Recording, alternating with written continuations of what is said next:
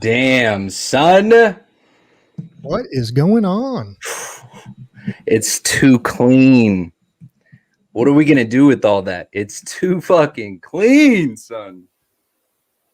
The split screen's weird. Oh, man. I can't believe that just happened. That is the coolest intro I've ever seen. Facts. All right. And it's not a biased opinion at all. Okay. I see 3. We're off to a good start. Andy, that beard just, I feel like it hasn't changed, but it's still just like, there. Still there in the wind. It's not getting any longer, man. No, it doesn't need to, man. That's peak, Doug. I just trimmed it. Freshly groomed. I like Stud. it. First time I've seen you guys in 7 months. Oh, you got the pitties. I got the pitties. I got the hair cutties. I got all kinds of shit. The hair is cutties, dude. We're cutties. There he is. There he is, dude. There she is.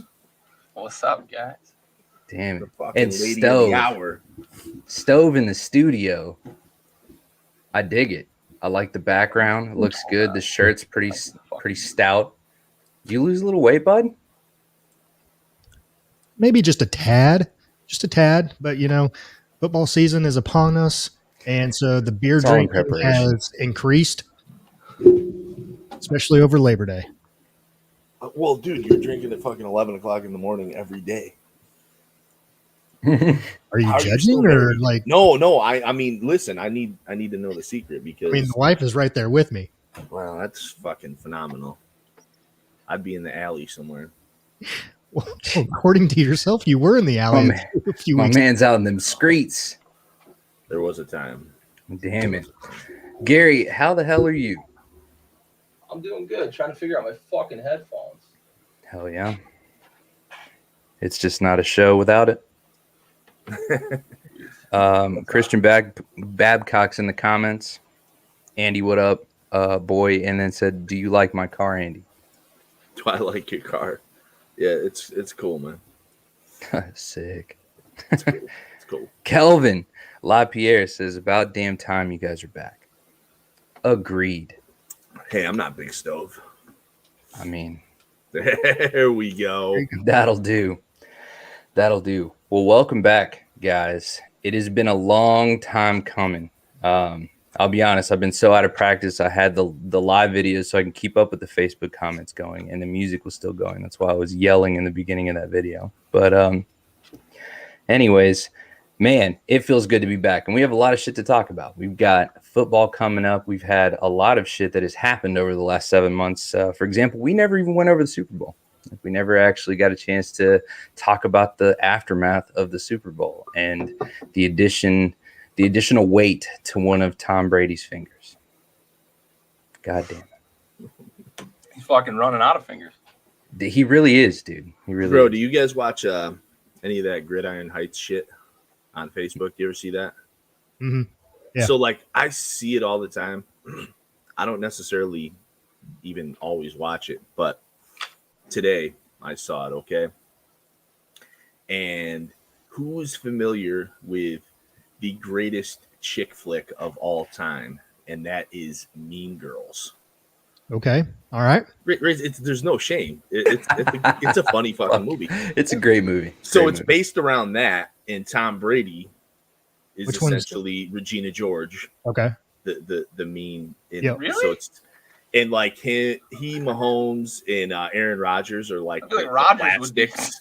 They're like around well, it's all about the rings and shit like that. So it's all about like, you know, so there's one point where they're like looking in a mirror at the table, Mahomes, Brady, and Rodgers, and they're, you know, like they're doing their thing.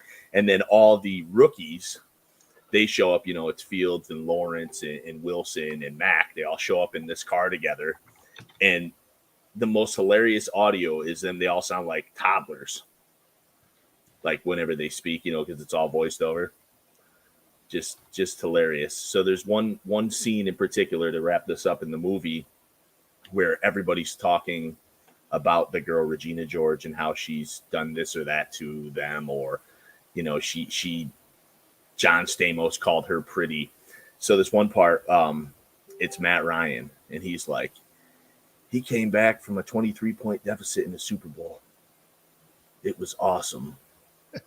And then he gets real sad, you know, upon the realization that it was against him. So just kind of funny stuff. First of all, it's big of you to acknowledge Mean Girls as being the excellent movie that it is, and I applaud that because it absolutely fucking is, and we should not be ashamed to admit that. So, Gary, we've had a little bit of a hiatus, the longest on record for those of us here at Backyard Sports. Yeah. Just a wee bit there. Yeah. So what was your favorite? I mean, what was one thing that you can name that you absolutely love that you did in our off season, in the Backyard Blitz hiatus of 2021? We went to Disney, actually. Took Me the kids too. down to Disney. It was pretty cool because like it was just kind of at the end of like the big COVID push where everything was really shut down. So when we went down, it was in March. It wasn't super hot, for one, and two, the lines weren't crazy. You know, there was enough people there to say so. But one thing we noticed while we were there is like Disney is like so well orchestrated, pays attention to so much detail. And for other people that have been there, I'm sure I'm not really like shedding light on anything new, but like there were the garden hoses, like in this one garden place we went, were like coiled into Mickey Mouse. It's just little shit like that like Disney does that other theme parks don't do. The lines, like you'd get in a line of like 400 people and you'd get through the line in like 30 minutes, whereas another theme park you'd be standing for fucking 10 days. So it's just shit like that like made it more enjoyable because we weren't miserable with the kids standing in line all day and that sort of thing. So like that was one thing that it was my first trip to Disney too. So we took the kids and had a good time down there at Disney. And that's a fun place, man, especially if you got the fast passes. You know, that's definitely a solid move if you get those. Highly recommend those. Andy, what was your favorite thing? Honestly, my favorite thing was probably the real small summer window of going to work without a dreadful piece of cloth over my face. My beard appreciated it.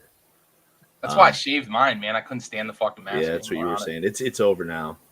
That's up in smoke. I thoroughly enjoyed not having to do all that. I think that's Disney, Gary. I know it's not fucking Disney. It's not Disney, but you know what? That's also not a small victory. You know, it's better. Yeah, it's a complete overall improvement on your life in general. Fantastic. Yeah. Stove, how about you? To be honest with you guys, I think we talked about it during that little hiatus there at the beginning. We actually moved out of a 2-bedroom apartment and got us a house here with just a little bit of acreage, some room to roam for the kiddos, and hopefully a dog eventually, since the wife might be listening. So, but yeah, give the man a puppy. Yeah, I've been trying, bud. I've been trying. But we actually did go down to Disney too, Gary. But we went 1st of August. My parents flew in from Nebraska, and we were actually kind of disappointed. They had a bunch of rides that were shut down and everything like that for, either maintenance or, didn't have enough people working, stuff like that. And so a lot of the kids rides that we went there for, we just kids couldn't ride. So That's even worse. yeah, That sucks. We were surprised in March that it really wasn't. We knew we were taking a chance, but it ended up working out very nicely. It sucks to hear that things were fucking shut down for you guys because it's for the kids, you know, especially yeah, the kids. exactly. Yeah, I told the wife that we're not going to go back until Cal's like 11 and the twins are 8 and 9 or whatever, just for height reasons, weight reasons, and everything else. If you're going to spend that kind of money, you need to let the kids enjoy because that's what it is there for. I think that's a great age too. My wife Lacey and I talked about that before we went. That like the kids being 10 and 8 when we went, or 9 and 8 or something like that. When we went, they're old enough to really remember it, but they're young enough to still really believe in that Disney magic. So sure, I think Cal and the twins will love that. Yeah. What about you, bud? What about you up there, Roll? Man, Roll. There's been a lot of kind of like realigning. I took a break from a lot of shit, and it's been nice, man. It's been nice to kind of figure shit out, get things in place, and then on top of that, in February, right around the time we had our last show, I played a show for Grunt Style, guitar show, and that was a fun time at the Alamo, which, of all places, wearing the Lone Star on my head, it's, that's an all time for me. That's, It was a good show too. Up the Roman, man. That's playing the Alamo. Rocked it. I felt good about it. It was the best 3-song set I think I've ever played. It's the only 3-song set I generally loathe country music, but I dug it. Right on. Well, good, man. And honestly, and if you didn't like it, that's cool too, because I enjoyed the shit out of myself and I got paid. So I don't need you. I had a great time. Watching that show took me back to the fucking smoke deck, man. Yeah, man. On the man. smoke deck, listening to you and Brent fucking jam. Oh yeah, Joe. Oh yeah. And they would jam Greenwood. For sure. It felt good to get out there and just get out there and play a show again because I hadn't done that in a couple months. And then I did another one at the end of last month. I played another show for Grunt Style, but it was at this obstacle course kind of deal. And it was a interesting show, but I got a lot more stage time there. I got to actually play a little over a half hour. So it was a good time. And so it was good, man. So getting a chance to get back on stage and build a little, possible entertainment connection there with Grunt Style. And, I'm pitching the podcast to them and they're listening. So it's interesting. I hope something good comes out of that. So, man, we've got a lot of questions. I mean, it's the same question, but we have a lot of variations of this question, and it's just cap or facts, right? We've got a lot of shit to talk about. So I think we were going to go with the Chiefs first. Is that correct? Sure. That's right. Will the Chiefs win the Super Bowl? Cap or facts? So I'll go first and say cap. Fuck. I didn't want to say that, but yeah, cap, dude. Cap. And god damn it, fucking Brady's getting another one. I'm just saying it. It's happening. Brady's getting another fucking Super Bowl ring. That's what I'm calling. Too soon. Well, we know his answer to a later segment. Maybe. I mean, maybe. Don't worry about it. Mind your own fucking business. Andy, cap or facts, Kansas City Chiefs will win the Super Bowl. It's so hard to call a team a Super Bowl winner. I'm going with facts. I think KC's my favorite to win it all this year. I mean, they were my favorite last year. It didn't really work out. We'll see. I think the NFC is going to be tough for the Bucs. So, yeah. That's a solid stance, and I will never argue that. All right. Stove, what are your thoughts? Cap or facts? I'm going cap on this one. And if any of you guys have watched Hard Knocks, you know that the Dallas Cowboys are going to be ready to play this year with Dak Prescott back, Ezekiel Elliott, thin to win, baby. I was so glad to not be alone for a second. And now I wish I was. We fucking lost them. I fucking wish I was, bud. I saw the moment his fucking heart sank. Dude, I'm trying to be Tom Hanks fucking Castaway right now, dude. I don't need Wilson. Fuck Wilson. All right. Look, listen, I got to say this. And the only reason I'm going to say this, and we're Cowboys fans, but you're the type of Cowboys fan that is the problem with Cowboys fans. Okay. Listen, we're all here because we love you. Okay. Mm-hmm. So this is an intervention. This is not our year. You know? Oh yeah. It is, buddy. It is. It is. He fucking doubles down. I love it. Oh God. God, it's good to be back. Gary, Capper facts. Yeah. Speaking of Wilson, if the Super Bowl were played in week 7 or 8, I'd pick the Seahawks, but I digress. I'm going to go Cap here. I still have a lot of question marks about the Chiefs. The offensive line, especially the defense, they continue to hemorrhage talent on that side of the ball. I just think when push comes to shove, the Bucs kind of laid the groundwork, and there are a couple of teams in the AFC that put together rosters that I think can compete. So I'm not even convinced that KC is going to get out of the AFC. I think we're going to see Josh Allen grow a lot again this year. And then Brady and the Bucs, they bring back all 22 starters. That's unheard of from a Super Bowl team. I have to go Cap on this. Okay. And it turns out that Mr. Andy himself is on the island. He likes it that way anyway, so. You know what, Stove? I'm just not ready for you to talk yet.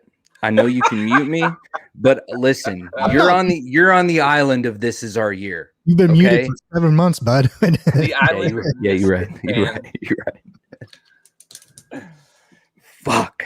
Oh my God. I didn't take you for that type of Cowboys fan. And now I'm just I'm not mad, Stove.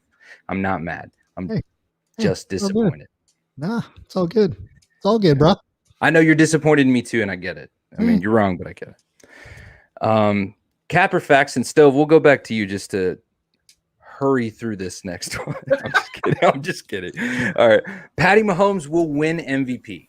Say Capper Dak. facts. Please say Dak. I should have. I would fucking exit the chat, dude. I'm gonna say Cap on this one, and I think Josh Allen is gonna surprise a lot of people this year. Move up from that 3rd, 4th place and overtake it this year. I love that pick. Fucking love that pick. Gary, is Patty Mahomes going to be our next MVP? I'm going to make this quick. I'm going to say ditto. Josh Allen's going to win the MVP. See, I fuck with that.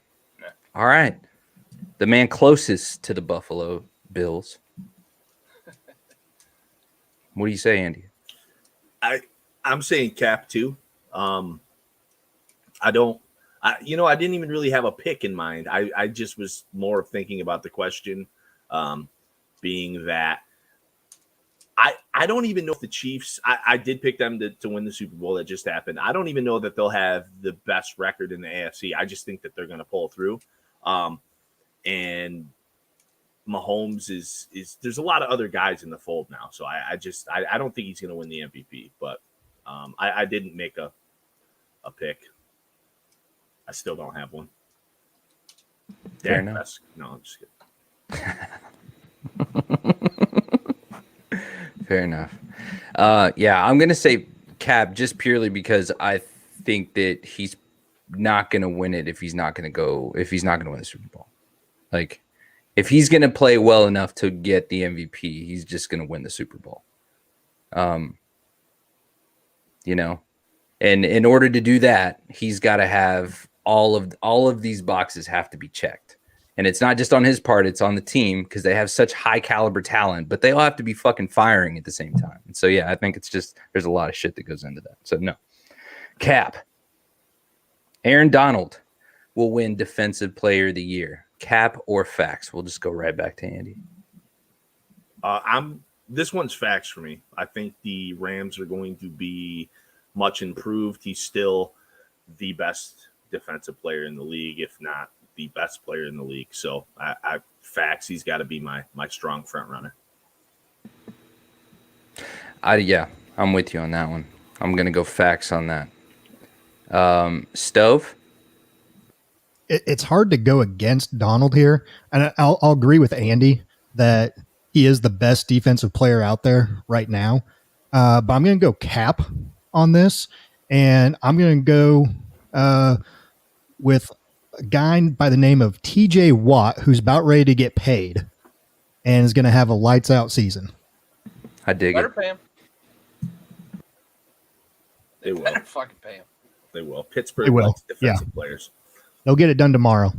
Yeah, I fully expect it to get done. I'm just emphasizing the fact that that's a guy you pay. Well, especially Hey, after Roethlisberger took less money, and that's exactly what he said. He's like, I came out and said you pay him whatever the fuck you want. yeah, Right. no, I took less money to be here for another For the year. Pay him. quarterback to come out and say that. Pay the man. Pay the fucking man.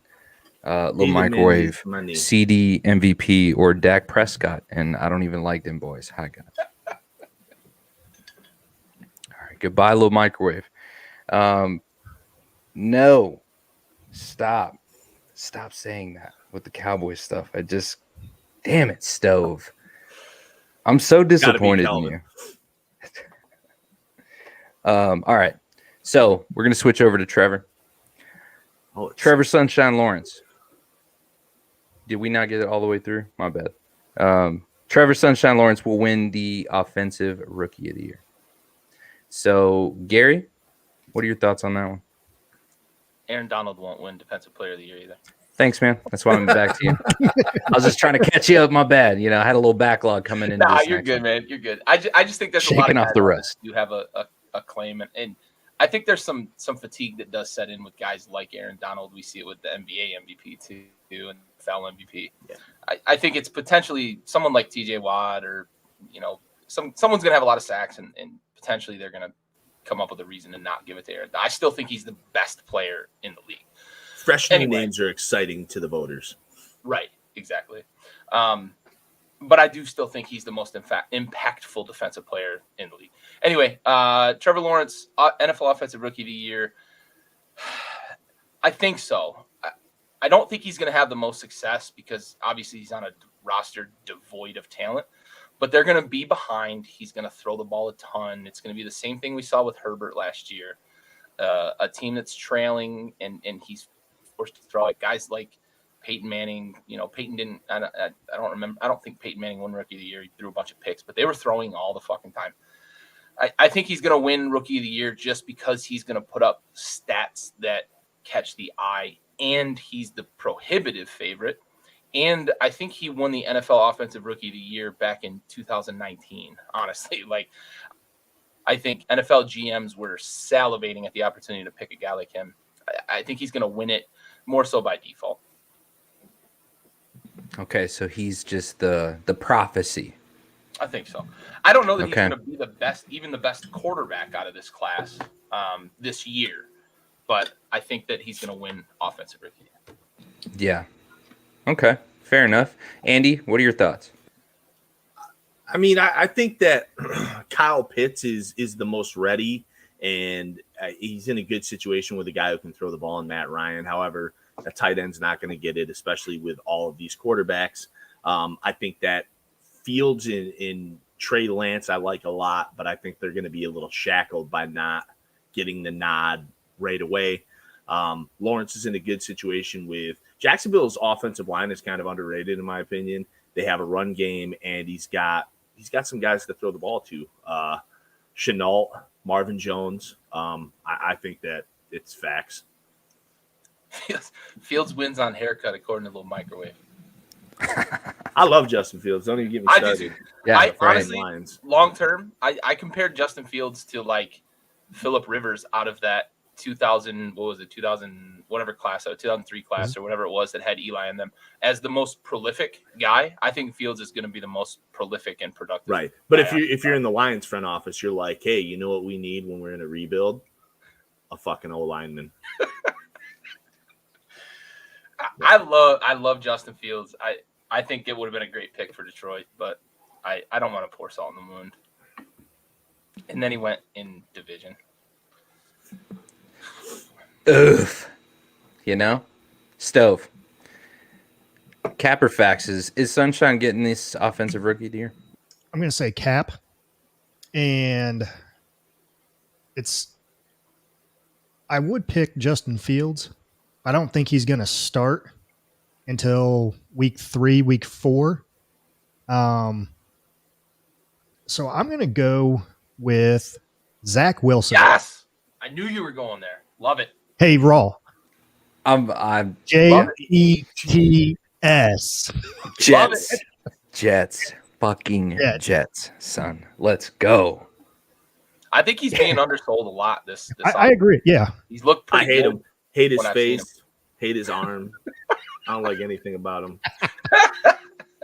I like that pick, Stove. I was flip-flopping between saying the de facto guy and Zach Wilson. That's a good pick. I like I it. wanted you to say Mac Jones, you fucking coward. I almost did, but I just winning 12 games and completing 65% of your passes, but only throwing for about 2,800 yards and 15 touchdowns won't win you the NFL Offensive Rookie of the Year. It will win you a playoff game, though. It will. So, that being said, I'm going with Mac, dude. Cap. Really? Yeah, I am. You're on a lonely island. I'm on a lonely island, and I know that. I love Trevor. Mac. I'm not. Sunshine's got Mac. the same amount of talent available to him.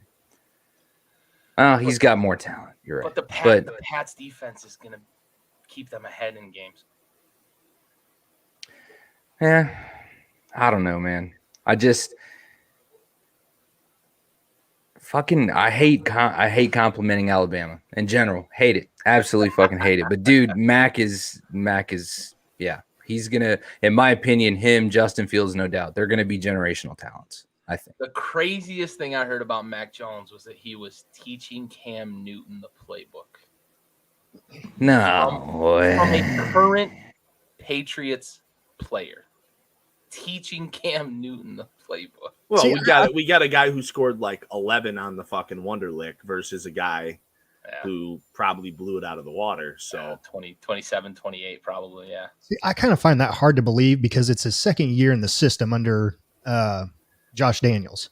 That came from a respectable dude on the roster. I know. Like that's Cam crazy. probably never read the goddamn But playbook. yeah, though. man. Like that's my Oh, opinion. for Cam sure. Probably never For cared sure. to read the playbook. He's one of those guys I'll that agree with you there. He wants to play such an playground immense football. such an immense talent. Yeah. You know, his physical accolades were so off the charts that you know he went fucking goofy on it, and He's been the probably best I mean, athlete and on he any field missed he's time stepped and out shit since too. ninth You know, grade. when he was out with COVID last year, he wasn't. You know, he wasn't. He pulled the full. He Jamarcus wasn't hitting the Russell. books. Yeah. Blank videotapes and That's just wild, though. Like, so you brought up That's why I think that. Mac's going to be tremendous. Hot take central. Like, Mac Jones is going to win a Super Bowl before. see, I don't like his face either. I don't even know how he puts his fucking head inside a helmet. I mean, bro, if You're not Sideshow wrong. Circus You're not parents- wrong. That's the thing. All right, you're not wrong. I don't. Nah, dude, I don't like those dudes. Either It's one of those observations that it's something that I've always probably just subconsciously had in my head, and it fact. didn't come to light until you just said it, and it's just like, oh fuck, dude, that's dead on, dude. his It's people dead had to on. contact Peyton Manning's people before. They Oh, no doubt, How no do we doubt. market this fucking Who floor? made He's your got helmets? He's got a wide head though. How do we market Whereas- this dome? Yeah, Contact Cher about that movie she did in the 80s. What was that, Mask? Oh, that's Oh, a good. That's a those good. he never had a Movie. chance of going to New Orleans I because didn't they say already anything about have the movie. a I'm talking Superdome. about head size, face size here, kids. Does anybody And- think Cam gets another chance? Oh, that's an excellent question. I think he will as a backup somewhere. Absolutely. I gave him one in Madden. I don't think so. That is fucking disrespectful, dude. I think this was kind of the last straw. I think everybody understands that like his stance and his decision is a pockmark, and his production last year was awful. Like he doesn't really have a redeeming characteristic right now. Well, also too, and the only person that came out and blatantly said it was Urban Meyer, is the whole vaccine protocol and everything else this year. We already know Cam's not vaccinated because of the 5-day quarantine that he had to go through for the outside testing, blah, blah, blah.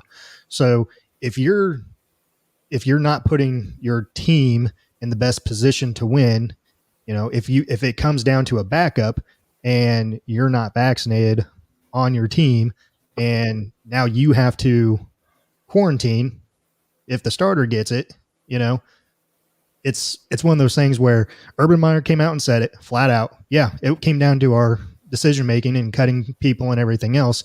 Bill Belichick's not going to say it, but he's the king of the sidestep, bro. Exactly. But it is one of those reasons, and I think this year, unless it comes down to a starter going out for the entire season, and then you're having to go to your backup and Cam is the best available out there, then yeah, I think they take a harder look at it, but I don't see it happening this year. Unless you're Andy playing Madden. Listen, he can move. I don't like to be in that pocket. Shit gives me anxiety. Running that triple option gives me anxiety. Andy, what are your thoughts on this one? Oh, you're throwing me to the fire. Cap. Micah, I'm the best at chess. Parsons will win defensive player or defensive rookie of the year. That's Cap. And again, I don't have a pick. I have a couple of names. I really like Surtain from Denver.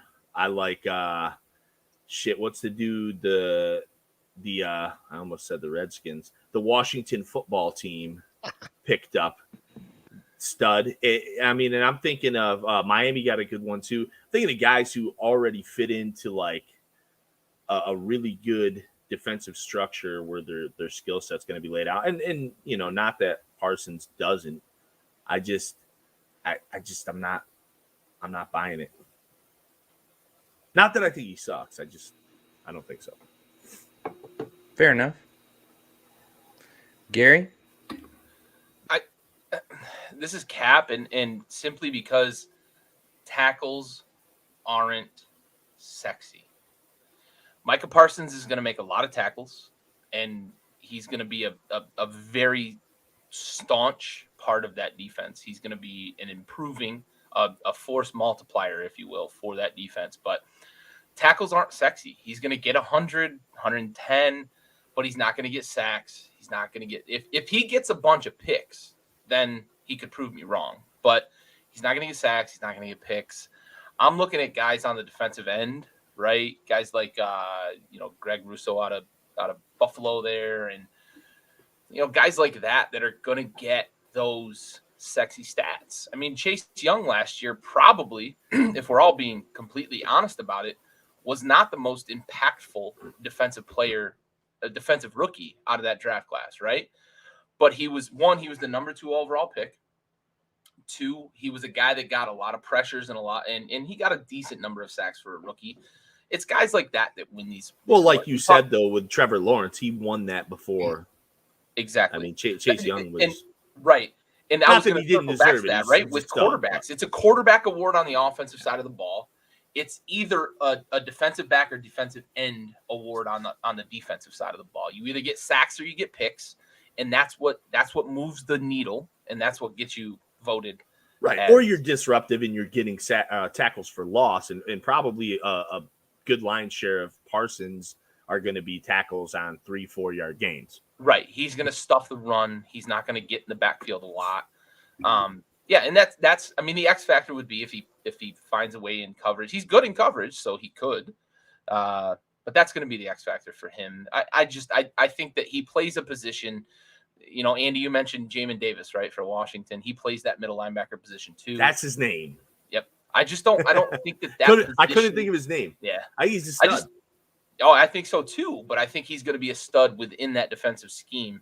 Whereas guys that don't, that position does not lend itself to defensive rookie of the year. That's all. Fair enough. Yeah. Stove.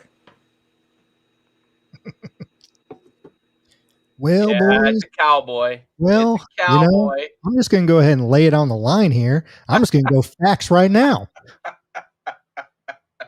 The dude was getting mentored by DeMarcus Ware. Cowboys Ring of Honor, DeMarcus Ware. He was getting mentored by him on Hard Knocks. I saw it for a good minute and a half. So you know that guy is going to give him the correct tutelage and everything he needs to be a great defensive player. And that guy is going to win Defensive Rookie of the Year. Put it down right now. This may not have been his best 90 seconds of his life, but it was probably the most important, you know? And with that, dude, because I feel like I've shit on you a lot this week, Stove, in this episode. Oh, you're good, bud. You're good. And I'm not okay with that. So for that, I'm fucking saying facts, dude. I'm fucking saying facts, okay? Gary, your team still doesn't have a name, you know? It will next year. You know, sometimes we have fans that say this is our year, and sometimes you guys don't have a name. You know? So this is probably a really good point to bring that up in the middle of Capper Facts, but I had saved this from earlier because I saw a list of 8 names for the Washington football team. I think we should just take one quick moment and vote on what we think it should be. Fucking roll that beautiful bean footage. The Red Hogs, yes, like bacon, kids. The Washington. Our offensive line was called the Hogs during our glory. Can you guys please just be the Washington Mud Dogs? Please. The Washington Red Hogs, the Washington Defenders, real fucking original. Well, it's like Cleveland being the Guardians. So the Washington Armada. Ooh, the Washington Armada. Presidents. Ooh. The Washington Brigade. The Washington Commanders. This guy's so stupid. That's going replacement style. The only thing y'all are commanding is L's. Football team. Okay, it's already there. Or my personal favorite, the Washington Red Wolves. Honestly, I think the Red Wolves is what it's. That's my favorite, really. I mean, I think that's what it's going to be.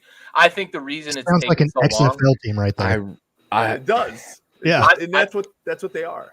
I think what's taken so long is the fact that a college team has Red Wolves trademarked, and they've got to negotiate all that. If it's not Red Wolves, please be Red Hogs. Red Hogs, yes. Please. Please be the fucking Red Hogs. Please be the Red Hogs. Or just Could you imagine Gary rolling around with a goddamn pig on his fucking gear for the rest of forever? Either that or just go to the fucking Mud Dogs or something. Mud Dogs. Just, yeah, I mean, there's been some good ones. We have a minor league team back Or home. what was Bishop Sycamore's mascot? They couldn't find one. Bro. The GEDs. The GED. Yeah. Shit. Bro. Oh, God. That's awesome. It's fucking good to be back, thank boys. Thank you for that, Andy. That was great. The Washington, not the States. I just don't know. I don't know why this is so hard. I mean, listen, it took New Orleans all of 40 fucking seconds to come up with the Pelicans, and it's terrible. It's terrible. Horrid. Like, listen, Pelicans, bud. You might as well be the fucking seagull. I know it's your state bird, but like, how did you not be like alligators? People fear crocs. Them. Nobody cares about a fucking pelican. They don't even have fucking crocodiles. Just go crocs. But I will admit, it's grown on me since then. Like, I don't even mind the pelicans anymore. It beats the shit out of the bobcats. That was the most horrendous fucking name ever. And the colors, just don't get it started. Bobcats was pretty bad. It's a tough go. The Red Wolves. I think they are going to go Red Wolves. That's the fan favorite. I know that. Dude, the Red Hogs. Armada. The fucking Washington. Armada, dude. Calm the fuck down. Armada. Okay. Listen, the Armada's better than like the That is Brigade. correct. The Brigade. The Commanders. Crusaders. Like, what the? DC is fucking landlocked. How are they going to be the Armada? The Armada. the Washington aircraft carriers. They calling themselves the fucking Beach Boys. Aaron Dude, Alta says, beer, dude. What? Aaron Alta says the Washington Rioters. Oh man, you fucking you hate to see it, but you love to see it at the same time. So we still have a couple more topics. Yes. I want to get to this one for sure. Matthew Stafford finally wins a playoff game. Andy, you're going last. Stove? Facts. Okay. Yep. Confident in the new coach, and yeah. He's got a defense. He's finally got a defense and hopefully a good offensive line. Oh, you mean he's gonna actually have off time. He's gonna have some time to look at that fucking tablet, huh? Yeah. That Surface. Okay. Gary, is he gonna have time to look at his Surface and actually figure shit out? Book it. Finally wins a playoff game. To be honest, I've got Bucks Rams in the NFC Championship game. Damn, that's high praise. Yep. Okay, out of all of these, this is about the easiest one. We've had this conversation though, right? Agreed. Like his whole career, he's been strapped with things that he now has. He's been strapped without things that he now has in LA. Okay, so I'm gonna get to facts agreed. Andy, the floor is yours, homie. Yeah, the floor is yours, but I do have a follow up to that. But Stafford deserves his time. Okay, Austin, native. Okay, thanks. Yeah, absolutely. Clayton Kershaw's buddy, my pal, stud. Imagine facing that smoke in high school. Stud. Woo. No, dude. Little couldn't pay me to face the smoke. Little broken up here. So as I've been watching these Lions preseason games, I keep waiting for 9 to come out. I fucking feel you, dude. I did it twice. I watched the Steelers, and I watched the Bills. I kind of actually happened to be out both times, so they were just playing on the TV at the bar. But I kept telling my buddy, I said, wait till Matt gets out here. It'd be fine. He's like, he ain't coming. And I was like, shit, he's not coming. That was that first preseason game, too. That was the Bills game. There was the realization of it's fucking Jared Goff, the goofball. So it's facts, first of all, for me. Obviously, I'm going to say facts. I've probably been the biggest supporter of Matt Stafford for as long as I can remember. Truly talented player, good dude, tough son of a bitch. And, Detroit failed him. I mean, a top 10 defense one time. That was the Ndamukong Suh days. 1,000-yard rusher once. That was Reggie Bush. So it's been a long time. Never had if you've seen the latest ads, but Reggie Bush really loves Wendy's breakfast. Yes, he does, dude. As much as he used to love eating Kim Kardashian's. Nope, I went. So that was a balk for those of you who don't play baseball. But they, and not only the defense the running game. Obviously, they lose Cam Akers, they have Henderson. They added Sonny Michel, who's gonna actually probably be the best thing for Stafford because he can catch the ball. Stafford likes to use his running back. You have Woods, you have Cooper Kupp. So he's on par with the receivers, pretty much similar to what Stafford's had the last few years with guys like Marvin Jones and Galladay. Don't forget about Tutu. But the big thing for me, I think, is going to be the line. So Stafford's best offensive lines in his career were actually the last probably 2 years. That was the best it's ever been for him. When he had Calvin Johnson and when Reggie Bush went for 1,000 and when they had a good defense with Ndamukong Suh and Nick Fairley, those offensive lines were dreadful offensive lines. So that's probably part of the reason why he didn't have 1,000-yard rushers. Yeah, it was awful. So the Rams have a good line, or they did. They have the good defense. They have the receiving core. That's probably not anything different really than what Stafford's been used to because he's had some receivers. And then, the running game. And, he's got a better coach than he's ever had too. So I think that it'll all work out for him. I expect them to make a good push. And I'm probably going to cry. But they're going to be happy tears though, Well, I'm a Lions fan, so I'm used to crying. But this is going to be a change because they're going to be happy tears. Well, I'm going to be happy and pissed off. I have He's this led buddy vicariously through the man. I have this buddy that goes to Sunday footballs at the local bar and shit. Well, he won't be anymore. He moved, but he's the only Rams fan I know, and he's pretty stoked, obviously. And I was thinking to myself, I had to see his big dumb fucking face, real happy, as he's about to stroll into the playoffs with my fucking quarterback. I would have, I don't know, man. We need to contact that man just so that he can make a video once it happens.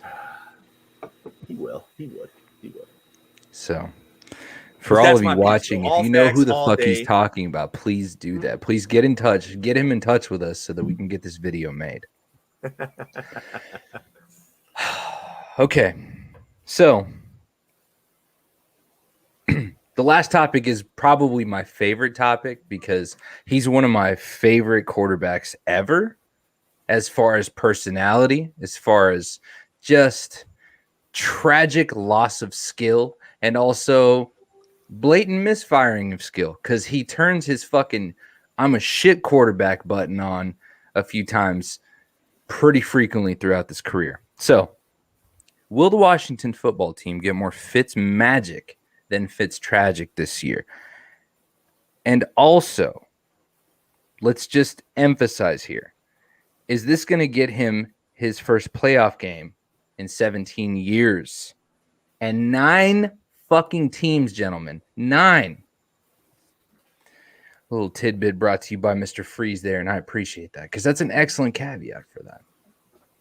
And it was too long for the ticker. See, I'm letting you guys get in on the insider conversation that happened before the show took place. But the question is still the same. Andy, will the Washington football team, Gary, you're going last, get more Fitz magic than Fitz tragic this year?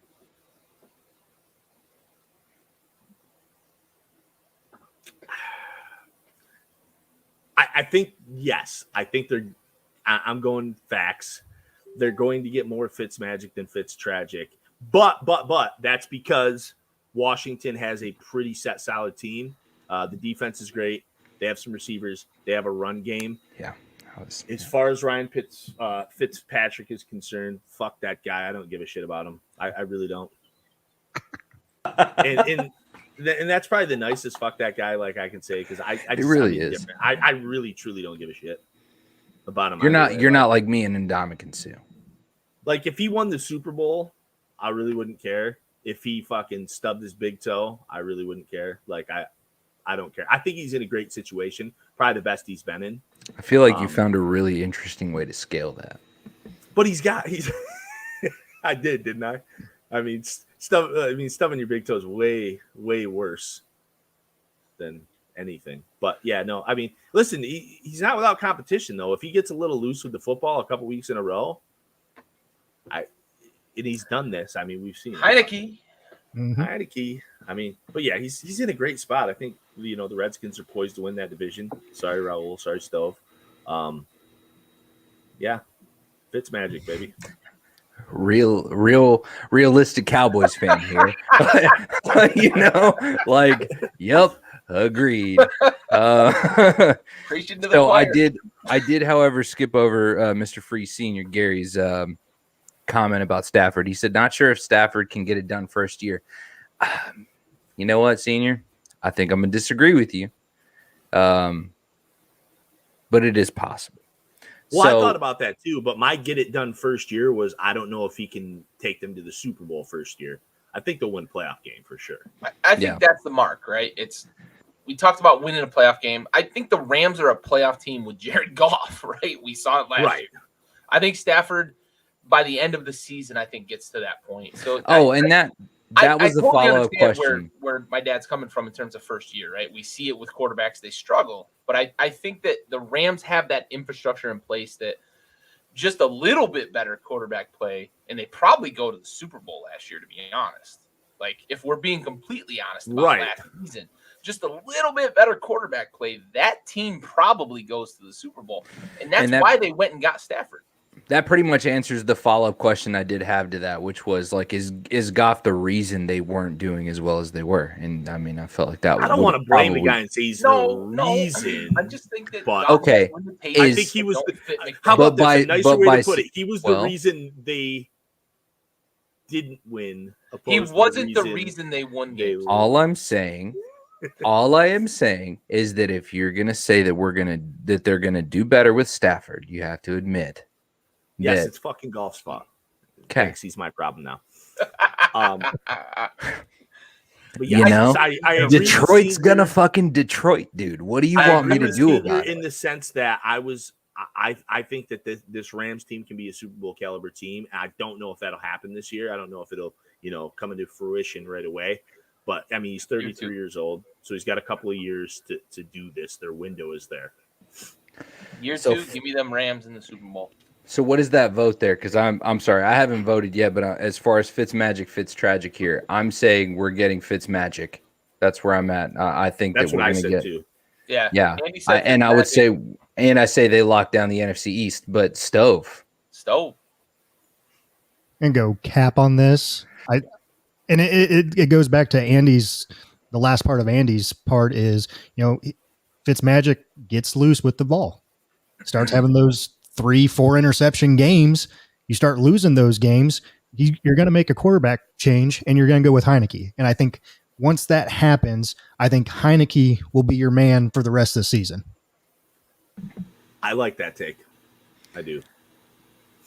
I think the caveat to the playoff win is similar to like what we were talking about with Goff and Stafford, Goff being the problem. If Fitzmagic doesn't get to the playoffs this year, it's going to probably be his fault because the team's mostly there.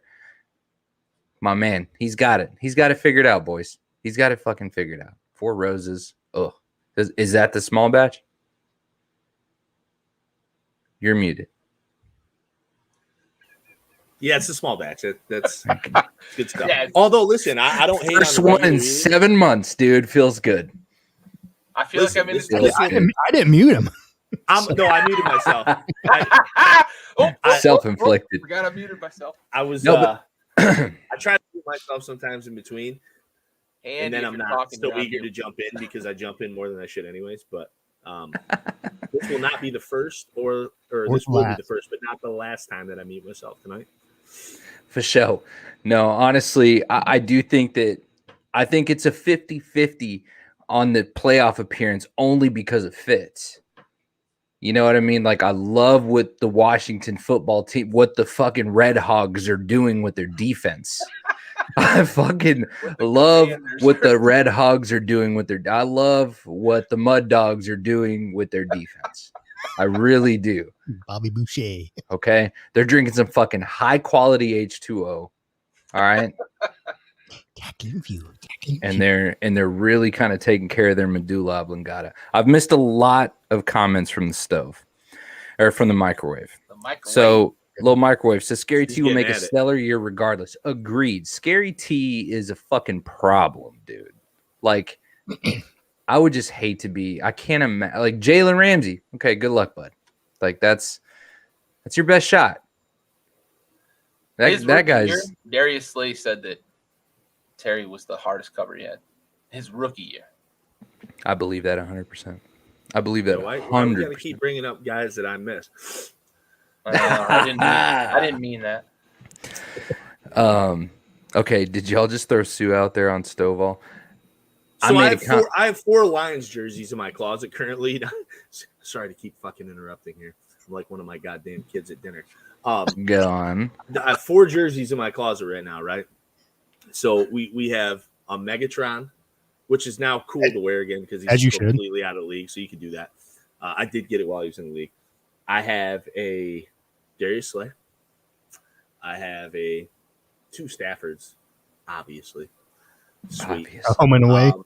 And then the premature buy I had was the Kerryon Johnson. He's at his couch right now, I think. I like where you went though. Like I thought that dude had a chance. I got that for a fantasy football buy-in one year. So yeah.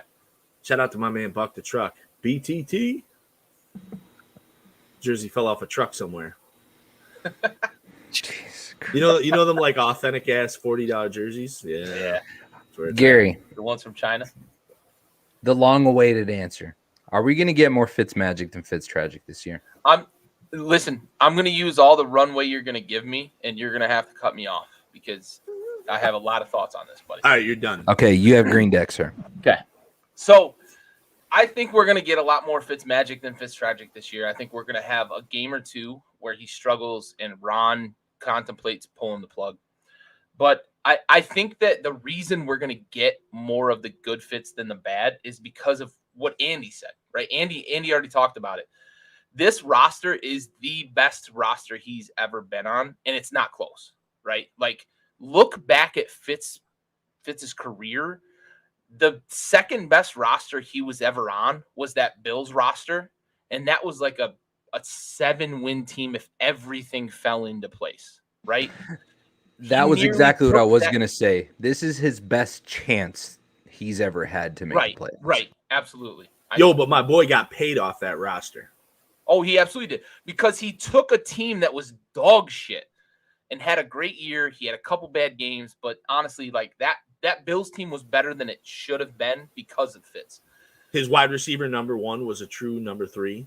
True number like 7. Right, exactly. Stevie Johnson. That's the preface. The preface to my conversation here is that like he's on a roster that he's never been on, right? They have a defense that was the number 3 defense of last year and probably could be better this year. They added a shutdown corner to go with another shutdown corner, to go with a really good slot corner that they drafted, to go with maybe the best pass rush tandem in the league, one of the best 3, right? In addition to adding a good middle linebacker, safety's pretty deep, that sort of thing. So Fitz isn't going to have to beat teams. And that's what he's always felt like as he's played throughout the league because he's been on really, really, really bad teams. When you're on really bad teams and when you feel like you have to make that play or when you feel like there's no reason not to try to make that play, you make some of the throws that Fitz has made throughout his career, right? Look back at the Dolphins team last year that he was on. That team was really good defensively, had a couple good wide receivers, and he was winning games. Now, they decided they were going to go with Tua for whatever stupid reason. Ron, I think my impression to this point is that he's committed to Fitzpatrick. So Fitz doesn't feel the pressure because from day one, Ron said, we are signing Ryan Fitzpatrick as our starter. He's got the best wide receiver core he's ever had. The best. Hey, Gary, we're at the hour mark. I'm just letting you know. He's got weapons around him, and Lil Microwave said it, right? Gibson is probably the best running back he's ever played with. So Fitz has everything working for him right now. I fully anticipate that we're going to get good Ryan more than bad Ryan throughout this season. And I hate to say this because I'm normally the eternal pessimist when it comes to Washington because since I was fucking 7 years old, we ain't done shit. I mean, for fuck's sake, he has a RG3 jersey framed. I do. Absolutely. You know? I do. I've got RG3, but right next to that, I've got Darryl Green. So frame that shit is fucking held together by a fucking medical tape. Here. Yeah, Also, just like his fucking knee. Roy Halou. Stove. Roy Halou. Yeah, absolutely. So after 7 minutes, I'm getting that's going to be facts. You have a fact there? Okay. That RG. It was a one-word answer. RG3 came out with the fucking jersey that was made all from old Ace bandages. This fucking guy. Listen, I'm going to finish this by saying I hate to be this optimistic, but I think that Washington is going to win 11 to 12 games. They're going to win the NFC East. Fitzpatrick's going to get into the playoffs, and you might win a fucking playoff game, honestly. Bro.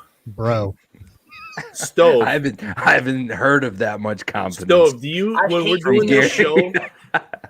Honest question: when we're doing this show, do you just hear Microwave? Is she like beating on the fucking wall, yelling shit over like? She's outside drinking, playing cards right now. She's like, fucking tell him I said fucking Drew Brees. Hey, sometimes there are those occasions. So, oh yeah, she's our top commenter. She's getting it. My wife is upstairs trying to ignore this shit. Josh's jersey collection includes. I saw that. Zeke, Emmitt Smith. Oh damn! There's another Capper Facts. Jesus. All right. I just threw that one just to piss you off. Tommy Fraser. That wasn't on the agenda. Let's do that though. I like that. On the agenda. Dak Prescott wins comeback player of the year. Listen, who thought this show was going to be under 2 hours? I mean, if you did, I know I didn't. I knew what I was getting myself into. Microwave's out back with a bottle of tequila. Like I knew. Dude, I thought I was being so done fucking. Before fucking Hey, 11:30. hey, we still have like the most important part of this show to do, so we need to keep our shit together real quick. We But have a lot of really important my things. shit's together, kid. I will say that I started actually. I got into a routine right before we stopped airing shows. That about 5 minutes before we were supposed to go, I was just like, fucking log in and boop boop done. Stove's got the link out. We're in. You know what I mean? This time I set up like over 30 minutes early, and I still fucking ran out of time. My dude. guy. You know what I mean? That's how fucked I've been. It's how just so much rust. Feels so good to be back, dude. I want to talk about these jerseys real quick though, because I just thought I wanted to see that. Okay, so Zeke, Tommy Frazier, and Tommy Frazier's a good ass jersey. and Emmitt Smith. As long as you got if you're a Cowboys fan, you got to have the Emmitt Smith. If you don't have Emmitt Smith and you're a Cowboys fan, right? Like, go fuck yourself. Listen, I don't have a Barry Sanders jersey, and I feel like a dickhead some days. Yeah, like some days when I open my closet door, and I had a Barry one time at my parents'. I don't know what happened to it. Like I had the same Barry from when Barry was in the fucking league. I had a Barry, and when I was a kid, it was oversized.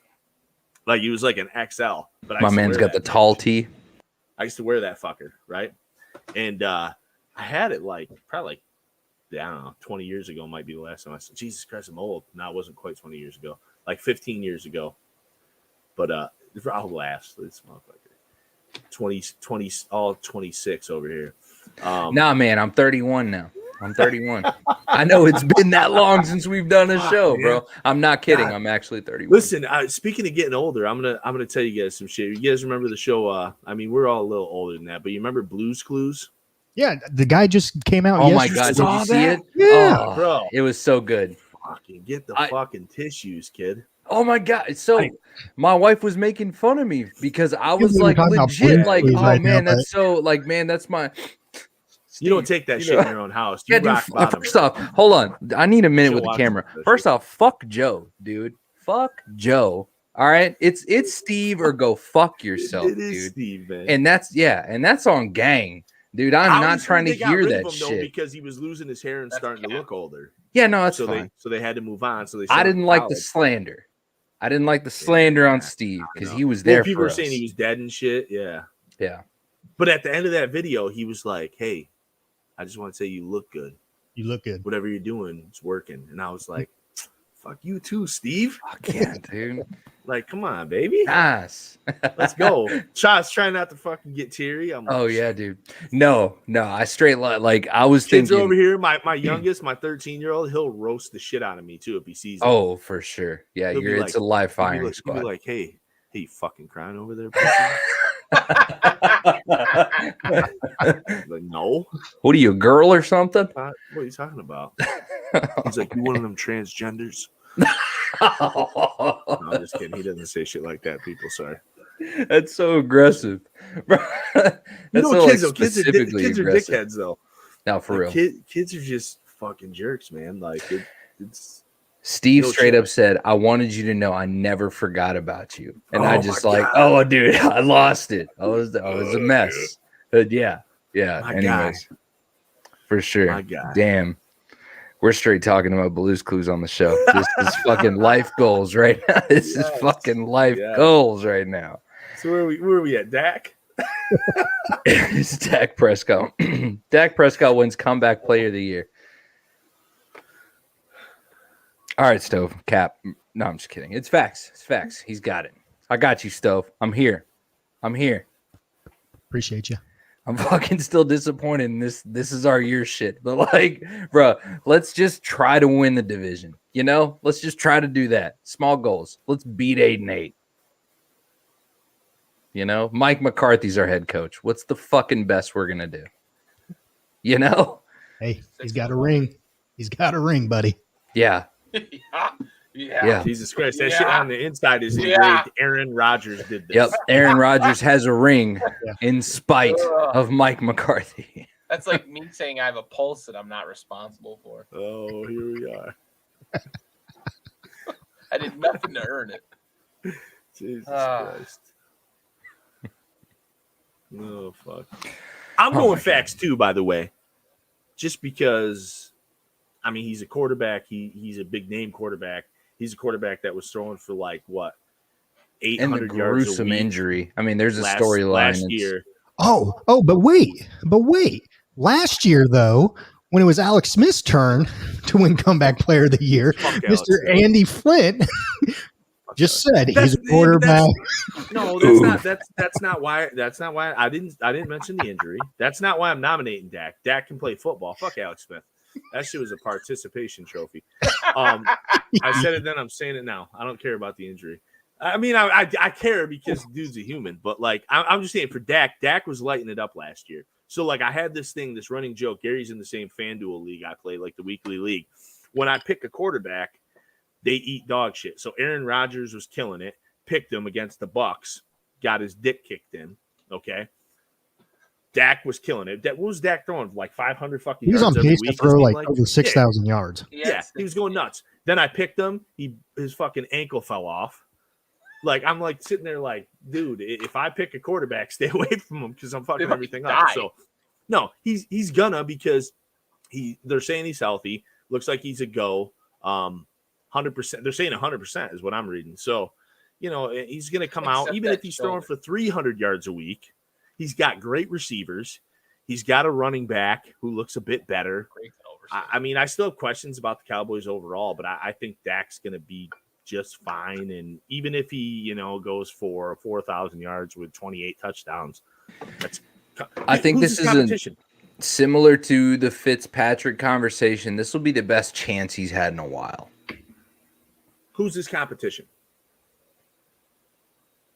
Well, Jameis Winston. Gary, you want to answer that? Does that count? I mean, it's facts. It's already over, right? Like the injury he suffered last year, despite the fact that he didn't go through the same shit that Alex Smith did, right? Like his life was never at risk. But it's over as long as he fucking doesn't throw 19 interceptions in game one and never play again. Like, which he could totally fucking do, just for the record. No.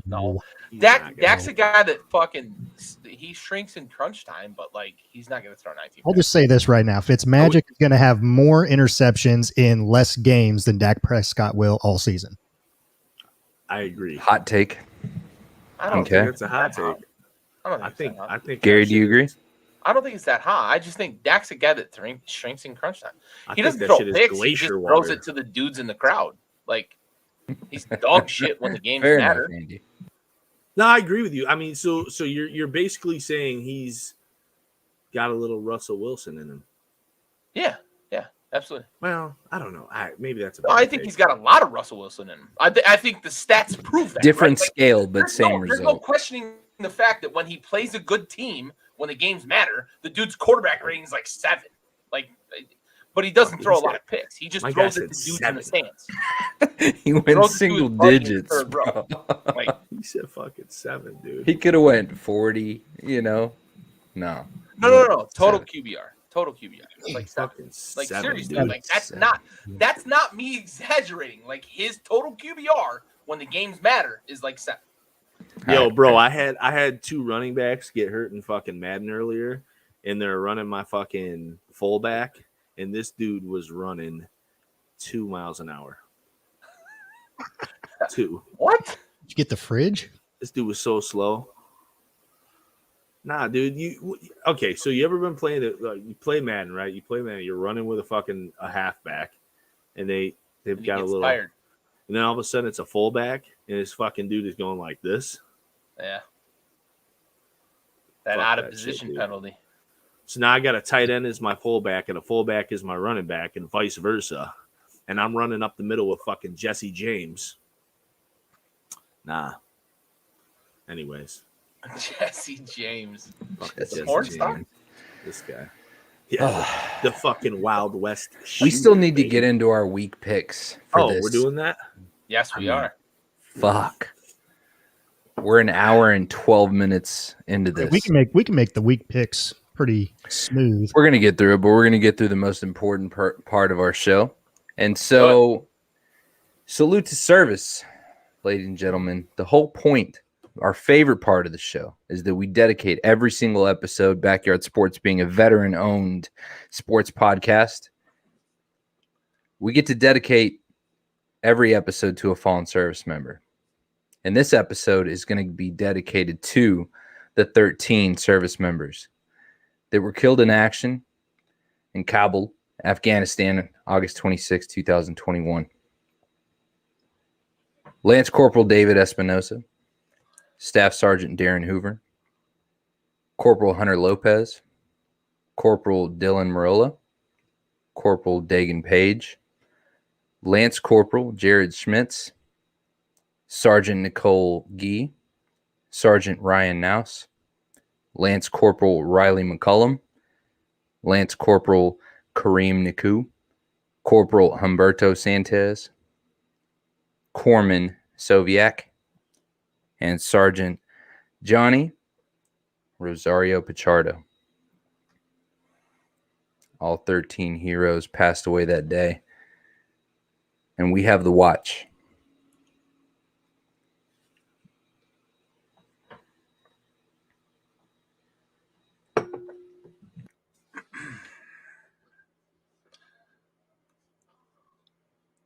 That's a tough one to swallow. Yeah. And for a lot of reasons, and even reasons why I won't even throw an innuendo in there. 20 years worth of fucking reasons. 20 years worth of reason. Yep. Trying to get that oil.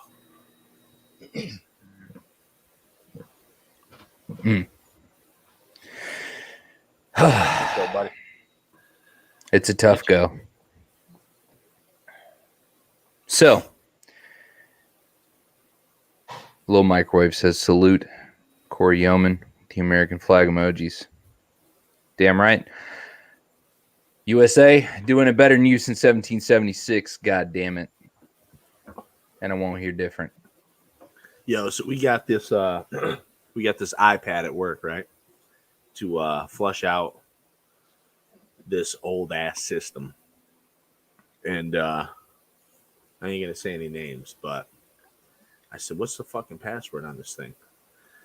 And so my coworker says, what year did Columbus come to America? So I'm over here, fucking 1492. Nah, it don't work, dude. Nah, what year did Columbus come to America? Please. Nah, it didn't work. Don't do it. So then he comes and he's like 1776, and I'm like, God damn it. motherfucker, dude! God Like, damn it. I'll stab you while you sleep, but That like, I'll stab you while you're awake. you are Please, 300 listen. years off. Please tell me that motherfucker doesn't have a goddamn pulse anymore. That motherfucker is my service manager, bud. Bro, your service manager, the fucking gates down, the lights flashing, but the train ain't coming, dude. Dude. Corey fucking Yeoman. I was super upset. So, but listen, it got constructed from there because what'd he do? He said 1993. 1993. So me being me, I started a trivia. So now we're doing history around this bitch. We started easy, what I thought was easy. They didn't get that one right either. But we started with the capital of New York State. Gary knows it. But maybe I don't know if you guys might not know it because I don't know it. I was just gonna say I don't know. Okay. Albany, New York City, didn't it? It is Albany. Good job. Yeah. So I had was a about complete 5 guess. fucking dudes who live in New York State didn't know it was Albany. They said Not New York one of them. New York City, didn't they? Nobody said New York City, but I got some really? Syracuse. I got some. Syracuse. I got listen, I got like a Rochester, some Buffaloes, some shit like that. Which get listen, if you're from another state, hey Corey, I'll take Honduras might be the capital of like Queens or something, Honduras, dude. but not New York Queens. State. Come on. I don't know the boroughs, bro. I've been there one time. Eat a dick from the back, dude. Come I don't on. fucking know It ain't what borough Honduras. the Hondurans are in. The Hondurans. Holy fuck. Sounds like a fucking alien invasion. The Hondurans, they're coming. They're coming to take our jobs. They took a bunch down here, man, and they do great work, man. I've been working with a few They took fucking a bunch down here. fantastic. We served with a Honduran. Who? Now you're gonna fucking quiz me. He goes, you guys weren't fucking calling me Honduran, were you? Yeah, definitely. No, the only thing you should never call me is Puerto Rican. That's it. Don't ever fucking call me Puerto Rican. Bro, and I had a Puerto Rican guy My food's better. once told me, you can say whatever you want. Don't call me Dominican. And I was like, which is funny because, like, look, the fuck? Like, what? Hey, like, dude, there's some hate going on. You're the same, you know? Like, you both do your eyebrows. You're both fuck boys. Is this? And both of y'all's food is trash. You know what I mean? I'm gonna put it like this though. You'll never get a fucking dude from Iceland is like, this portion don't ever confuse me with an Irishman, or like a dude from like fucking Scotland, like don't confuse me with fucking somebody from Britain. Like, but dude. Have you ever called a Scotsman Irish? A Colombian is like, don't call me fucking Brazilian. Have you ever called a Scottish person Irish? Because I have in Scotland. It was fucking great. But the only reason they get upset though is because the accent is similar, I think, and people confuse the fuck out of them. But like, if you went up to somebody from like the Netherlands, and you thought that they were from fucking but that's the thing though, is I think they're that not gonna care. I think the Hispanics are territorial. Oh, and right. That's and we all. I won't even say that we all hate each other. It just depends on where it is. I think all like to hate Mexicans and Puerto Ricans can. Right. I think we can all mutually agree that like just y'all aren't for us. You know what I mean? Latin American hate crimes going on around here. Oh, no doubt, no doubt. It's fucking brown on brown crime. It's going down. It really is. It's same Peru, team. Like, don't you dare. It's supposed to be. Oh, fuck that. First off, if you use the phrase Latin X, bro, exit this fucking chat. You're on the wrong page. You're on the wrong page. I won't sit on my computer. It's fucking miss me with that shit. This is like Bloods and Crips shit. Like you guys love to fucking hate each other. There's a thing. It's I don't true. know what it is. It's true.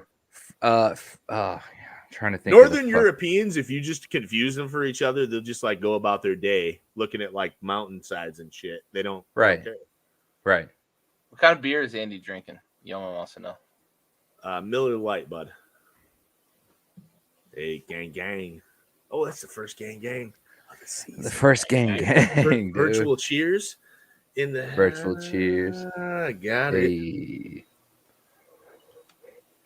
What are you drinking there, Gary? What is that? Imperial IPA. Stove, what you got in that mug, bud? Water. Yeah, I hope so. Fucking 11 a.m. This kid. Yeah, he got started early. Yo, you got to give me that fucking StreamYard login so I can mute your bitch ass. Like, what the fuck was that? What the fuck was? Yo, you got to give me that voodoo that you gave the microwave that allows you to drink all fucking day on a Wednesday. Oh, yo, I can do it. Randy. I know you can do it, and I'm asking you as a friend. I need can you like write a For Dummies book? Just send it to me. I'll see what I can do. Or better yet, have microwave add to it. You Add to like it? you guys can collab. Okay. Because then I can look at Jen and I can be like, hey, a woman's point of view. Yeah. Be a nice little Christmas. Yeah, you know, hey, I don't know your wife, Effort. but I have a feeling I have a general understanding of what this response is going to be. Yeah, it's not going to work. What woman? Okay, that's going to be the response. You might be So, right, man. hey, the next time you have a fucking thought, my guy, let it go. You know? So, week 1 picks. What? We're an hour and 23 minutes into this bitch. There it is. There it is. Okay. There's our picks for the week. Okay. So, going through the first one, we're just going to go right down the line. Cowboys and the Bucks. Pretty much, I mean, look, Stove's on the island here. He went Dallas. He went home team. I got shit for not going home team, and I accept that shit. But again, I claim I'm a realist fan. That's where we're at. 3 votes Tampa Bay, 1 vote for Cowboys, and that's the Stove. Okay, Steelers, Buffalo. It looks like, oh man, I don't even know how the fuck to go through all this. All right, so Steelers, Buffalo. I went Buffalo. Gary, any objections there? No, I want Buffalo too. I just think Buffalo is going to be one of the. I honestly, I think Buffalo is going to be the best team in the AFC this year. It looks unanimous across the board. Andy, are you muted, bud? He might be, but Yeah, unanimous. Stove.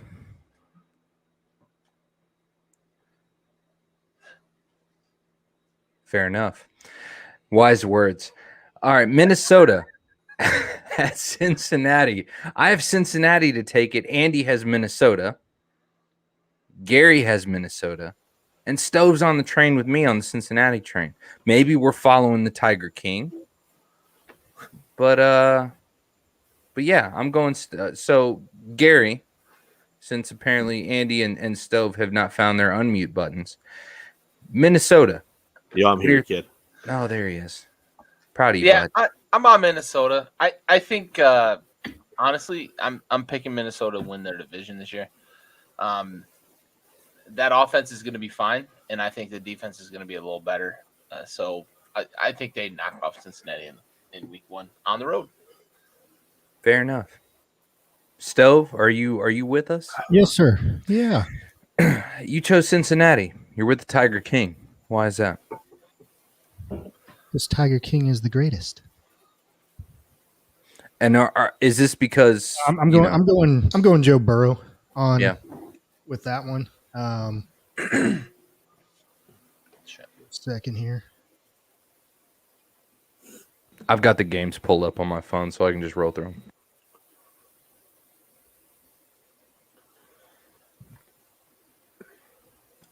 Still working out Kings. Is Kirk Cousins still like underappreciated, Gary? Yeah, I mean, Andy, what are your thoughts on that? Because I just Gary, you could stop now. I just purely set that up for Andy. Fuck Kirk Cousins, dude. I mean, I think that the guy has a lot of arm talent. Don't get me wrong. I do. I think I've said that before. I think that he's one of those guys who can throw the football. Hey, good job, Stowe. He can throw the football better than a lot of guys, actually. Like, I think as far as purely from a standpoint of throwing a football, he is better than, a good chunk of the NFL even. However, it's the other shit that I don't think he's great at. I don't think he's the smartest dude. He's just not the whole. There's a reason why Washington didn't hold on to him. That being said, Gary thinks it's funny, but that being said, I think that the Vikings are going to win that game. Washington didn't hold on to him because they were run by a fucking moron. You think that's it though? Like that's it. That's what does he have to show for it? Who? Kirk? In Minnesota, Kirk Cousins. Besides stats, here's some stats. Kirk Cousins. Yeah. Here's some stats. Okay. Listen. I know you like the guy. I mean, it is what it is. From a total QBR perspective, like that dude outperforms his contract. I mean, for measuring quarterback performance. I regret stirring this pot. Still, no, we're not going to be crazy with it. But Washington should have never let him go. He was drafted in the 3rd round. That's why they let him go. They drafted 2 quarterbacks that year, right? Yeah, and one they released before Kirk Cousins. So you went Cincinnati, and you have faith in the Tiger King. I do. And so there's a great comment here from Yeoman who says that Minnesota should have Carol Baskin sing the national anthem. They should. I'm with that. As long as she starts it with, "Hey, all you cool cats and kittens." Well, of course she will. She has to sing that shit, though. Yes. But no. Whose parents are first? No, Burrow's going to come back. I think he's going to be rusty.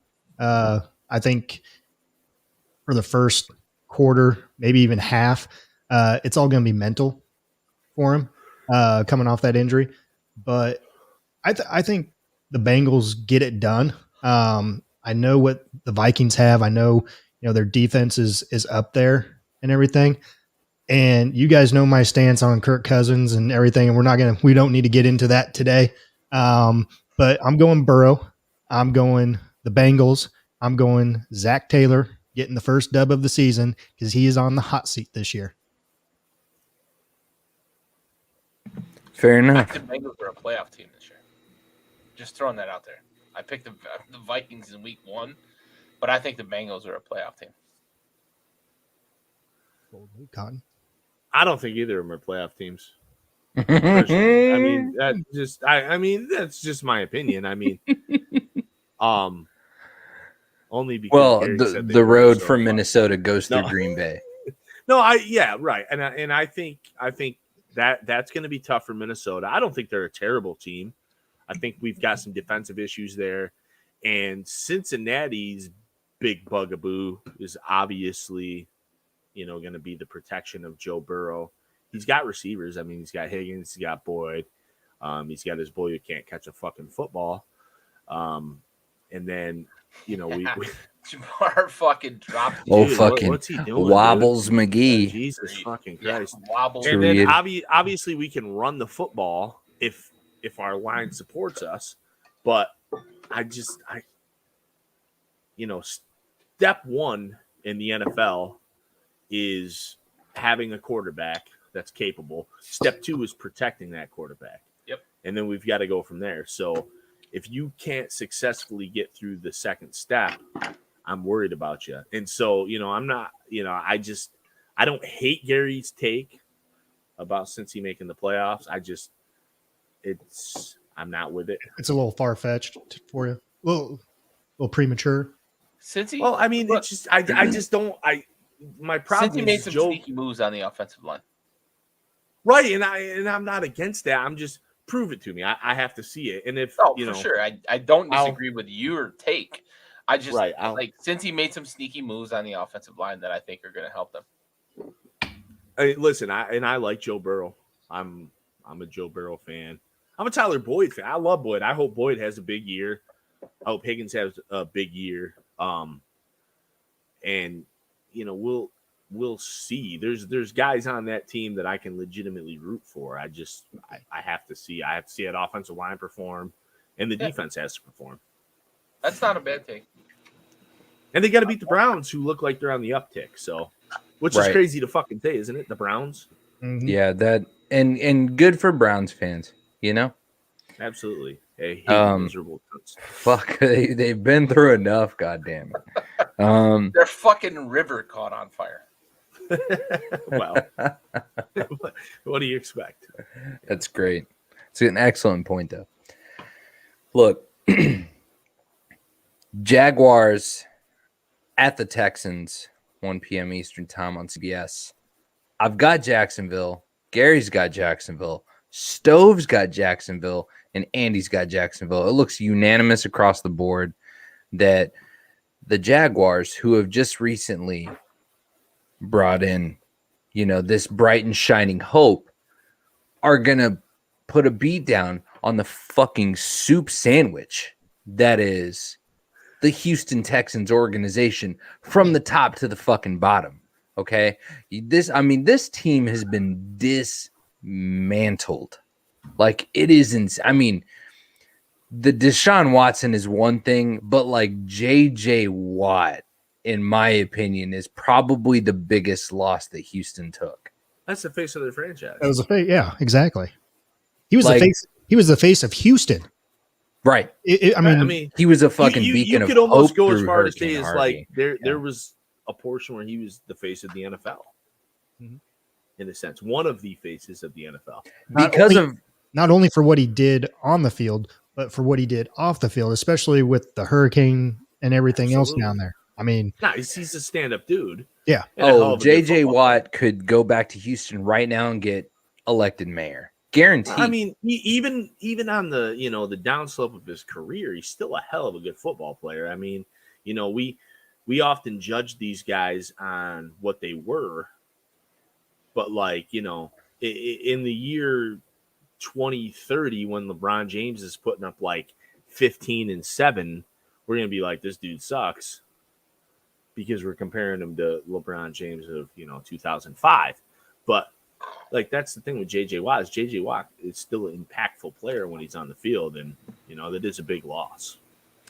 Yeah. So obviously we're unanimous across the board there. So right, it's a brown eye. Yeah, it's a brown eye. Yeah, not a black eye, a brown eye. I see. Like with a finger in it. All right. So Corey Yeoman says Deshaun is the new generation Roethlisberger. No, he's not, dude. He's something different than that. Different. Yeah, Roethlisberger was one time in a bathroom with somebody that said no. Roethlisberger would give it to you in your butthole. This is a little Deshaun more. wants it in his butthole. Here we go. Yeah. Here we go. Yeah. All right. Watson the fucking. Hey, is that one of the wheels that just fell off of this podcast? Watson's an odd guy, man. Like Arizona. Arizona 10 at Tennessee, 1 p.m. Eastern time on CBS. And I've got Arizona. Gary's got Tennessee. Stove's got Tennessee. Andy's got Tennessee. I'm on the island picking Arizona. You've got JJ Watt. No, I'm on D-Hop. For starters, it's D-Hop is the deciding factor there. No doubt. It's 100% D-Hop. The addition of JJ Watt helps make it easier for sure, but D-Hop is the deciding. What about D-Hop. AJ Green? What? Stop, dude. Who? Remember that guy was good? You mean the guy who was like on injury protocol for 17 years? Yeah, that guy. He injured himself into irrelevance. That's what happened. It was tough, man. And it sucks because like my fantasy team fucking won a Super Bowl off of that man. And then listen, he was at one point probably only rivaled in the league with the long ball up in the air catches by Calvin Johnson. Megatron. Yeah, absolutely. This is a true fact. That guy was a freak. Go up and get the ball. Fuck. He made Andy Dalton look good. Yeah, but think about the fact that like Calvin retired because of injuries. does that style of play lend itself to that?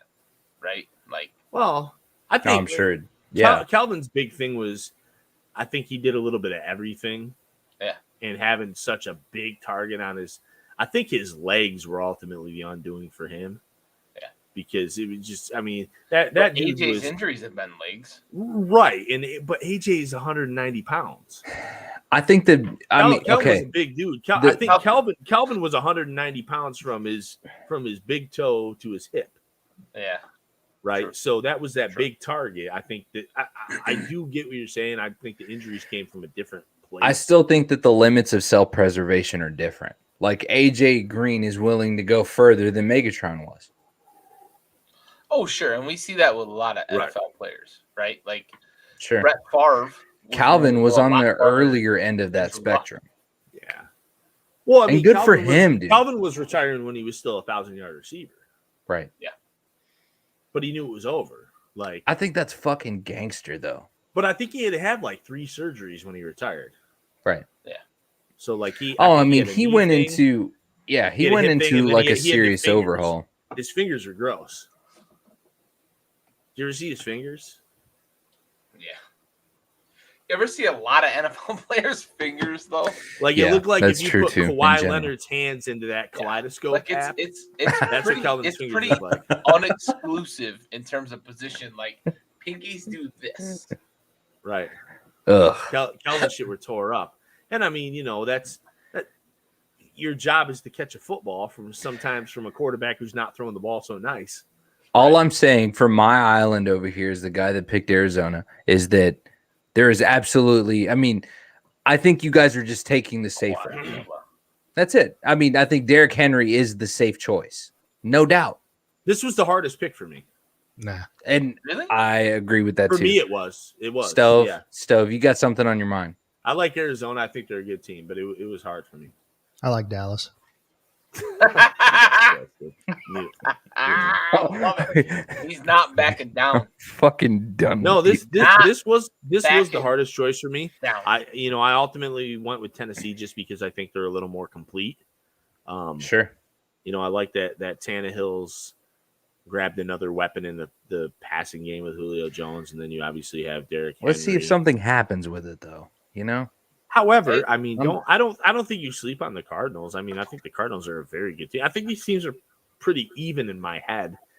I mean, between this matchup and then the Browns and the Chiefs, I think were probably the two I thought about the most. Yeah, I was gonna say I had two, the Browns and Chiefs being one of them that I considered. I thought about this one a little more though. I thought about the Chiefs Browns one a little more, and the Colts Seahawks too. That was another one, yeah. So Gary's on the island with the Cleveland selection. So Cleveland at Kansas City, 4:25 p.m. Eastern time on CBS. So Gary's on the island picking Cleveland. Yeah. So I mean, you have the floor, sir. I just like their running game. That's the biggest thing. And I like what they did on defense in the offseason. I think they built this team to beat a specific team, and it's Kansas City.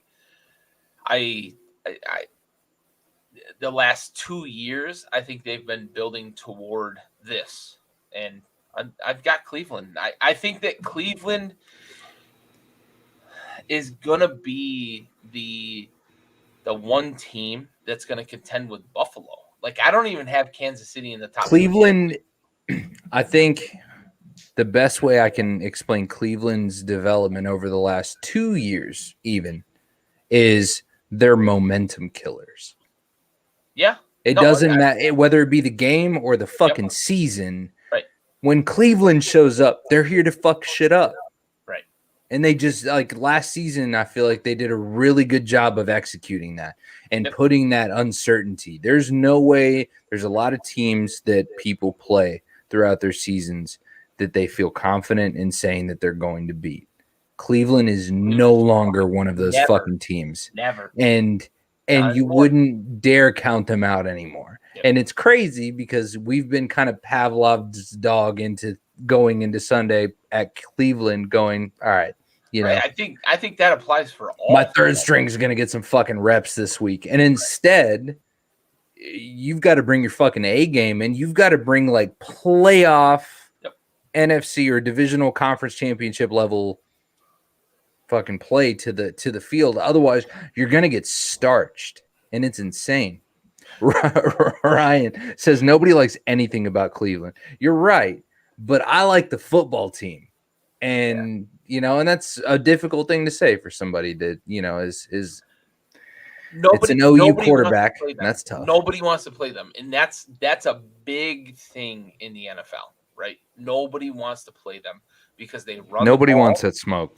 Nobody wants that smoke. They run the ball, and they've got the best pass rusher on defense in the NFL.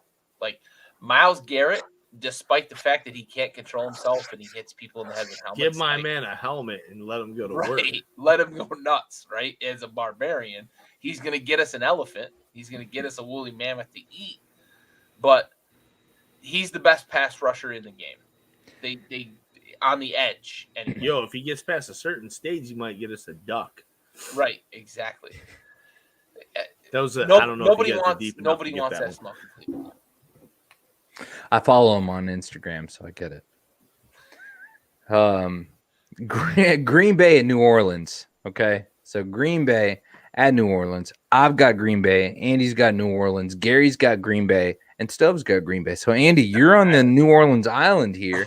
Yeah, and this isn't even because I hate Green Bay, because I do hate Green Bay. I feel like this is a very uneducated decision. Okay, well, I feel like it was a very uneducated decision to wear that hat tonight. However, you ain't shitting on this hat, son. Yeah, I did. I did. Listen, if you bring it, you can't do it. I mean, you can hate all you want, but this hat is fucking fire, son. You don't even have the fucking Full House. Bro, I'm putting you on hat game. Who are you to talk right now? So listen.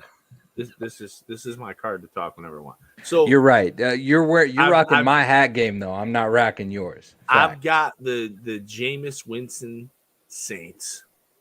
I mean, a couple reasons. They're at home. Is it shock factor? No. They're at home. Jameis Winston's a good quarterback. I'm done with people that don't respect Jameis Winston. I think Jameis Winston's a good quarterback. He had the LASIK. He stuck it out. Even when they said, like, yo, you're not going to be the guy. What are you laughing for? Does LASIK fix color? Yeah, no, it was just funny. Yeah. LASIK figures out your eyes, bud. No, I just thought it was fucking funny that like he had gone this long as a professional athlete who has to use hand-eye coordination to throw a ball at a very precise target. Too, like and my man just gets it a year ago. An exceptional athlete who was able to float through college sports, right? Because he's that good. We talked about Cam Newton earlier being that good. I think Jameis is much of the same. I don't think he's the smartest fucking guy. He's not the sharpest tool in the shed. However, he stuck through when Taysom Hill looked like Peyton's guy for whatever fucking weird reason. Yeah. And now we're here on a well-coached team who can block, who can run the ball. You have Alvin Kamara's a beast. Oh, yeah. They can play some defense. Nothing spectacular, but they can play some defense. And I just look at Green Bay with the Aaron Rodgers turmoil. They've got a good defense. They've got a good run game. The offensive line isn't great. And the relationship with Rodgers isn't great. And I wonder how much that's going to wear coming into the season. How much of that turmoil though between Aaron Rodgers and fucking cram it up your cram hole LaFleur? How much of that is tension between those two or the organization? I love that fucking reference. I mean, I do love the reference too, and I don't know if it matters because Rodgers was scorned. I think it does matter because if it's at the organization, because if as long as there's no beef between him and LaFleur, they're going to be fine. They're going to handle shit because the organization and then everything that happens on the field are two separate beasts, man. I don't know, man. I don't know. Like you saw what happened to McCarthy at the back end of that. Right. Okay. So Aaron Rodgers, known diva, right? No doubt. No, known diva. No doubt. So would you put it past Ugly Aaron girlfriend. Rodgers to hold a fucking grudge? Because I wouldn't. At this point, I feel like Rodgers feels he's accomplished enough in Green Bay that he can kind of go out there and fuck it up. Not saying he's going to. No, he's just going to let his nuts hang for sure. Also, what I was getting back to with the Saints is I think a hungry quarterback, rejuvenated team. We're coming off the Drew Brees Out thing. there You don't think eating you don't think he's hungry W's, for crab bro. legs? You don't think he's hungry for crab legs? No, he's hungry Come for on, W's. Didn't you see the right, video? bro. That I'm telling you right now. It's the cringiest thing I've ever seen in Saints, sports. that Saints team is gonna win Cringe. by Cringe 10 is plus a super points. understatement. Opening week, 10 plus points. By 10? I'll tell you, you got Venmo. Ooh. I think 10 is the amount of interceptions he'll throw by halftime. That's I don't crazy. know if that's the lead at the end of the game. 10 plus. Fair enough. So That was all my right. Revis Island. Okay, so Revis Island I don't is get on one. is full of craps. So Chicago Bears at the LA Rams, and it looks like We're unanimous. I've got LA, Stove's got LA, Andy's got LA, Gary's got LA. Across the board, it's an LA Rams. No disrespect to Justin Fields. You're just not ready yet, young Padawan. It's Stafford's fucking time, bud. This is the beginning of the end for Andy Dalton, though. Like, Yeah, he's gonna get killed. I think we're all. Is anybody in disagreement that like 3, maybe as many as 5 games into the season, like coach is ready to move on? I might disagree. Actually. He's in our DMs telling us he's ready to move on. I may disagree, Gary. Actually, I may love it. disagree with that because Coach Nagy's a showed fucking up. idiot. Fucking Nagy's in our shit, dude. Nagy's dumb, dude. No, seriously. Like I don't know if he knows what he's doing. He might. Nagy, come see me in the comments. Andy, I have to say, Andy, you might have a point, right? Like we all know that Justin Fields should start week 1. How are we still giving? We like, might listen, go okay, to week like I- 16, I 17. get- Like when the fuck is Nagy gonna put I this get in? giving. Because you're paying. It's because you're paying Dalton $12.4 million. Right. I give but no still, fucks. We want to Hey. win games. If I'm a I football guy, get. You know who giving really got the Garoppolo start the in all benefit this of the shit, doubt dude? over Trey Lance. I don't get giving Dalton at this point the benefit of the doubt. right? Exactly. Like Fields should be starting in Chicago. Period. Yo, Period. all I'm saying is that Period. Andy Dalton's fucking agent is all time, dude. Oh, for sure. Same Look, agent as look. Nick Foles. Andy Dalton. Oh fine no, guy, you leave that right? man Like, alone. that dude He's has a had Super Bowl decent champion. NFL career. No, they really have the same agent. Do they really? Nah, I just made that up. Probably though. Excellent. I just fucking lobbed that up for you, bud. Good job. All right. Okay, let's move on. Left low dollars. Hey, the good news is, boys, we're almost 2 hours into this bitch, and we're only halfway through this fucking list. Almost halfway there. Philly Eagles at the Hawks, Battle of the Birds, 1 p.m. Eastern time on Fox. So Raul. I've got Philly, Gary's got Atlanta, Stove's got Atlanta, Andy's got Atlanta. So Yo, can I'm I on the change my island. pick? Talk to us, Raul. I don't have a lot of faith in Atlanta in general. Like, I think that they've slowly kind of they've just fell apart, came apart at the seams. Matt Ryan is long overdue to get the fucking axe. And I'm done trying to say otherwise, dude. I'm done trying to say otherwise. I'm done. I won't apologize. That's a Fuck that. strong statement. I'm Yo, fucking tired of Matt Ryan, bro. And I want to change my pick to Philly. All right. So Game I'm not on hasn't an happened yet. island. Game hasn't happened yet, Stove. Why are you shaking your head? But the graphic. I know you spent time on that. I'm sorry. I apologize. Game hasn't There it happened is. yet. Take some I've- fucking accountability, Andy. I've thought about it. I think, I'm feeling Philly. I don't know fucking why. Why would I Yeah, be feeling I was Philly? gonna say why. Because I just am, dude. I don't know what came over me. but I feel like my guy Jalen Hurts fucking tell this is guy going to he's wrong. tear that Atlanta defense up. So tell this guy he's wrong. Oh, he's wrong. 200 yards passing, 100 No. yards rushing, 3 No. touchdowns. No. That's it. Jalen Hurts' best days were at Alabama, and he got benched. Yeah, well, that's okay. No. That's all right. Kirk Cousins' best days were in Washington, and now he's not there.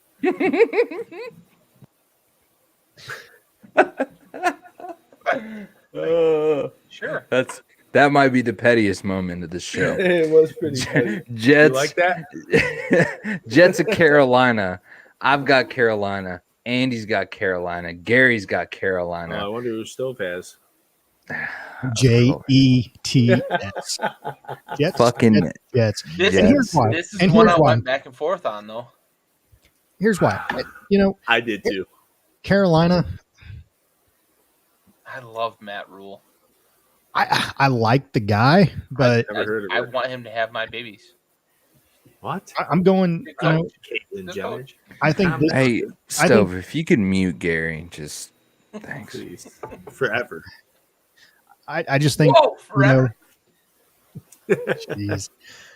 I think this is the year that the Jets are making their way back to somewhat relevance. And with the rookie quarterback, if Crowder's playing, which I think he is, I think the Jets are going to come away with a W on this one. And I think it will be a close game. I don't think Carolina has the defense for it. Now, if McCaffrey plays, lights out, rushing the ball and catching the ball out of the backfield, then yeah, they may have a different story. But I'm going Jets on this one. I think this is the first game of a new era up there in New York, and it's on their way up. I think for me, the jury's still out on that, but I 100% respect that opinion for sure. My big problem with the Jets is like they don't have anybody to catch the football. Other than Crowder. Now he sucks. So on that thought though, like Zach Wilson and Elijah Moore have had they've had really good chemistry throughout. Yeah, but he's 9 years old. And the same thing with like the running back Michael Carter. Like I think he can be a good player too, but he's 9 years old. Well, sure, but I don't think you're wrong. You're so frustrated at me calling people 9 years old. I know. I'm sorry, I'm dude. not super. I'm not. I'm not like shouldn't be. fully oppositional, right? But I just think that the Jets have a little more talent than they're getting credit for. Yeah. I just always thought like with this matchup to me it was like Christian McCaffrey, and that was the end of it. Right. Yeah. No, you're right. He's the best player on Like the team. I just think he rushes. For I like approached that 200 from a yards. very elementary goes 100, perspective. 100. That was just Right. Like Christian 100 McCaffrey, rushing, the 100 end. receiving. Right. He's the Like, best he player just- on the field. He just John Holmes that pussy. Yep. Big dick. Vlad the Impaler. It's never going to be the same. Yep. You're gonna feel this in your throat, girl. Yeah. San Francisco at Detroit. Who the fuck picked Detroit? Was not me. Dude, they're Whoever eating did. knees. It's They're whoever eating did. No. knees, It's your passing on barbecue. field goals. Stove has got You did faith this, in Stove? Goff. I picked You Detroit. have the floor. It's your I barbecue. picked Detroit, and I picked it in I wanna favor hear it. of Mr. Flint here I because of appreciate you. and I picked it solely based on eating knees and passing on field goals. That's all I I based it on. Yes! Yes! I appreciate you, but I don't believe I'm it. so happy that came up. Ugh. I mean, they are going to be There's A no team. field goals in Detroit. I mean, this coach would love to have Ndamukong Suh back because he would be eating some knees right there. He'd be dude. stomping on he him would and kick everything. an extra point too. He'd be Yeah. stomping on some He kicked fucking it. knees. And Ndamukong Suh would kick an extra point. You are correct. Yep. I saw He'd be an their kicker. awesome. Jobs extra I saw point. an awesome autograph the other day. That was a full size, like a 10x10 of Ndamukong Suh kicking the extra point, and it was signed. That Schaub's It was pretty nuts. sweet. No, of him kicking an extra point, the one he missed, that he kicked. That it was signed though. That's a cool piece of memorabilia if you're gonna have It one. really is. It's kind of that. Like if you're taboo- gonna have a cool piece Yeah. of memorabilia, you might as well have that. Oh, Yeah. for I sure. mean, fuck. But yeah, no. So that's why I picked it. Detroit's getting smoked. Okay. So I mean, They might Stove's lose by going to be on his 21. island. Detroit's getting smoked. Smoked. Fucking San San- Francisco by a mile. No, But Stove Fran's- has got San Fran's going to Detroit. be a good team. Detroit. I like Look, San we're Fran. all gonna have to apologize to Stove. No, we're No not. apologies needed. No. Listen, Stove, I love you, man. I appreciate you for picking Detroit, but It's all holy good. shit, You that know, was naive. They are. I just feel like San Francisco is going to come into this game as oh, dude, you ever seen Mercury. the picture of like the chick, the blonde chick in pigtails sitting on like the white couch with all the dudes behind her, the black dudes with the white beaters? Like she is the Lions. Like it's not gonna happen for them. Like Holy shit. Seattle Seahawks at the Indianapolis Colts. I've got Seattle. Andy's got Seattle. Gary's got the Colts. yeah, this was a tough one. Yeah. And this absolutely was a tough one. And Stove's got Stove. Seattle. So Gary Oh, on the okay. island He's on the picking. island. I thought we would have been split on this one, honestly. I don't know how this one was tough, but real quick before you go on your rant because you're on your Give it island. Stove. Give Hey, it Stove. eating knees and passing on field goals is going to be trademarked, and we are having T-shirts made. Thank Oh you. yeah. Absolutely. All rights reserved, motherfucker. Fucking Dan All Campbell shows up at right. your door tomorrow. Whoops that ass. Because that guy's a scary motherfucker, man. He's going to be wanting one. I'm sending him one. He might. Like, I don't know, man. He reminds me of a WWE wrestler. All right, go ahead, Gary. Sorry, you're All on your right, get island. it, Gare. No, Get no, it, Gare. Tell Tell us why we're idiots. I actually didn't expect to be on an island here. I'm with Andy. I thought we were going to be split. I figured. I can't just believe think you're going the with home Carson field Wentz. advantage. What's that? I can't believe you're going with Carson Wentz. That's what it is. It's the home field That's advantage. exactly what it is for me. Yep. I think Dude, Indianapolis come has on. I Come think they have- on. they have a top 5 roster in the NFL, and I don't think Carson Wentz makes that roster worse. Yes, he Definitely does. doesn't make it better. No. I don't think he makes it better. I agree, but I don't think he makes it worse, and that's why I want. Yeah, but if they're at top home. 5 and he's like 29 No, come on. in the now. league, Come on now. you think he's better than 29? Yeah. Where? Seriously, I'm being genuine. I'm putting Dalton ahead of him. Yeah, well, that's silly. That might be disrespectful. That might be but stretching it. we're That's close. silly. No, 29 was disrespectful too. I think I put him at like 25 though. I think honestly. Carson Wentz is a middle of the pack guy. he's definitely not top 25 's a 20. little Really? low. So you think he's like 16, 17? I think he's between 12 and 20. Really? Wow. Okay. I just think talent wise, like seriously, the dude was an MVP before he got Right, hurt. like 4 years ago. Yeah, 4 Not years ago. 4. Not 4. Yes, it was. 2017. Yes, it was, 2017. dude. No, it Four. wasn't 2. 2017. 2 years ago, he was fucking dying in a bed because his leg fell off. It was 4 years ago, Gary. It really was. Not dude. 4 years. Listen, Yes, it was. Gary has have been, not been in doing the this in the show COVID before. time capsule. Give him a moment to process. Okay, Gary, bud. He was. Either way, blast from the past. if it's 4 years ago, that's fine. It was 4 He's years ago. 2017. Middle of the pack 2017. And that roster is still a top 5 roster, though. I agree with the rest of the roster, but he has to weigh it down, right? A little. Sure. His quarterback's important. He's a nutsack. Yeah, Quarterback's not. when you have the roster they have, I don't give them the negative defect of the quarterback that I give other teams because of the roster. Indy wins in spite Carson of Wentz Wentz. doesn't have to be an MVP for the Hey, and I'm not saying this just because he's a fucking Longhorn, but Sam Ellinger, you know, like that kid's got a lot of promise. I liked what I saw. I agree. Yes, I really did. I But he's mean, I not- feel like he's not Yeah. playing for like what? Sure, week? if you're 5 or coaching a 6? high school team, yeah, he's out for He's like out. 6. Yeah, Huh? Sure, if you're coaching a high school team, Ellinger's got a lot of potential. Okay. Okay. So- I'm sorry that he get- doesn't measure up to Kirk Cousins, dude. Get the fuck out of here with that bullshit. Gary, dude. before Stove and I went like completely against you, my big thing is I had the Colts at first, and it's because of what you're saying. I think Their roster is a top I do 5 think in the they have NFL. a crazy good roster. Yeah. Their defense is nuts. The line is great.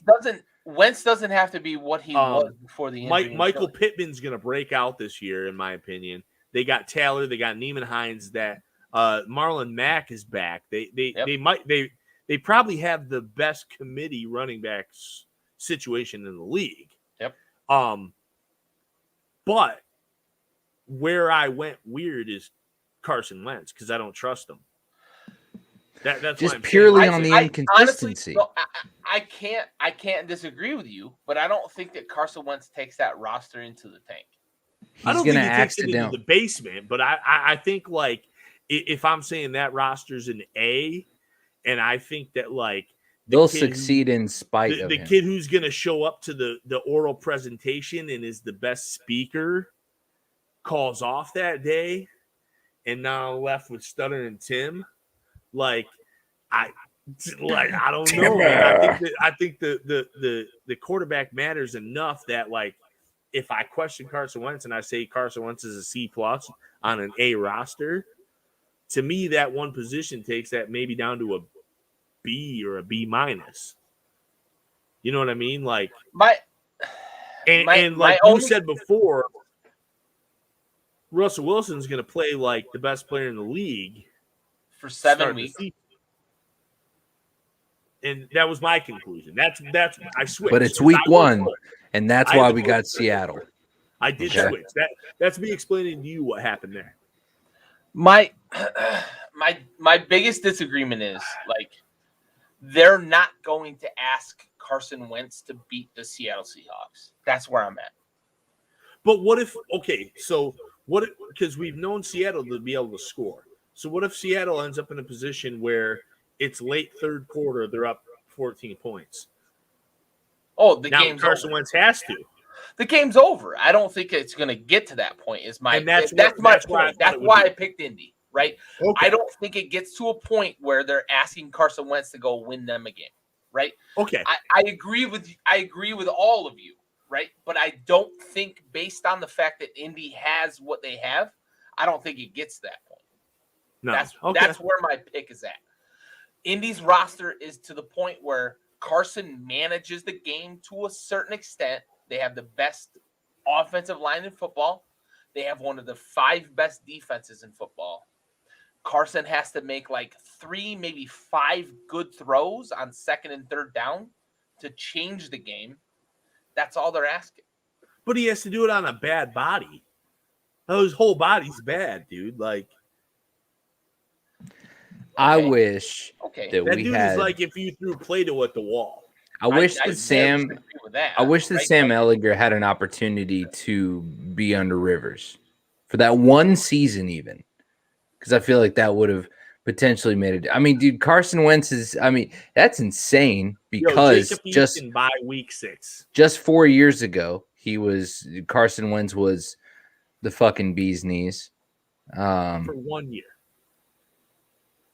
Jared Goff was good in that same window. Yeah, but he's already on the back 9 of his career. Isn't that a crazy thing to think about? Like that's both of them. Yeah, the rise and fall. Whereas like Dak is actually still having a little bit of promise, and there was a competition between those guys that initial season, right? Who could go the longest without the interception? I just think Carson Wentz got overdue hype. Like he wasn't as good.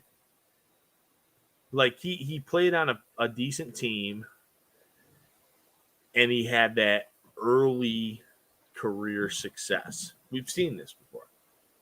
Remember a guy named Josh Freeman from Tampa Bay?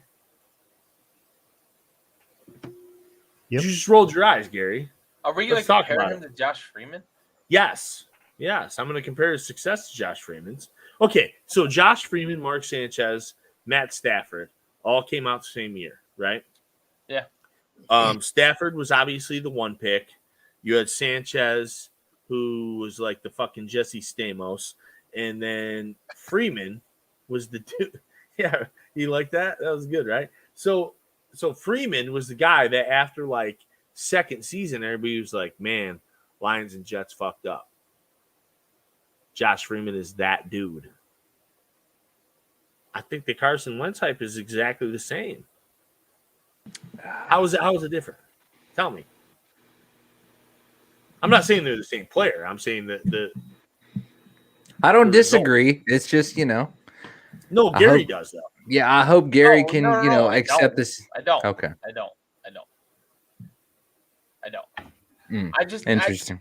Wentz is on an immensely better roster than he was in Philly. What a great segue into my next game, which is the Chargers at the Washington Red Hogs. Washington Red Hogs. I'm just gonna fucking commit to it. I've got the Chargers. Gary, to no one's surprise, has the Washington football team. Stove with the Washington football team. Andy with the Washington football team, and I am on the island. Get your island, bitch. I did scribble once on this once. No, and I was gonna say that this is the one game that I waffled on. Are you solely picking it off of Bosa and Herbert? Yeah, pretty much. Right. That's what. And I feel like that's enough. I feel like that's enough to justify it to me. Eckler. And I don't. Yeah, and Eckler. Yeah, of course, Eckler. But he got hurt again. They're going to be down. Is he out? Is he out week 1? Not confirmed yet, but he did get hurt today again. Yeah. They're going to be down 17.5. He's not out. He's just not a difference maker. He is too. What do you mean he's not a difference maker? You don't like Eckler? I like him. You don't think he's a difference maker? No. Anyways, I'm sorry, Raul. Go ahead. This is your moment. No, this is not my moment. I was just saying. I mean, you guys just picked it apart. It's Herbert and Bosa, and they have some strong players, and I have more faith in the Chargers than I do the Washington football team at this time. Is it because they have a name? That has a lot to do with it. I mean, it's just kind of like is a charger. What I think a cell phone charger. Is it? I mean, are they sponsored by Tesla? Maybe they're charging stations. Bro, they should be. Get that money. Get that money, dude. All right, let's. Miami's in New England. Hey. So we're gonna get to see the old Mac. We're gonna get to see the Tua. We're gonna get to see all of it in action, right? So I've got New England. Gary's got New England. Stove's got Miami. And Andy's got Miami. So we're split 50-50. Stove's my guy. Stove knows. I think we should start with Stove. I mean, right now, because Gary. He knows what he's talking about. He's got a good handle on. You have the Stove. You have the floor. Get him, Stove. On this one, it's more so the fact I know, I picked Mac Jones to be the NFL Rookie Offensive Player of the Year, but it's his first NFL game. Don't really know what they're going to be on offense with him. Defensively, they should be sound.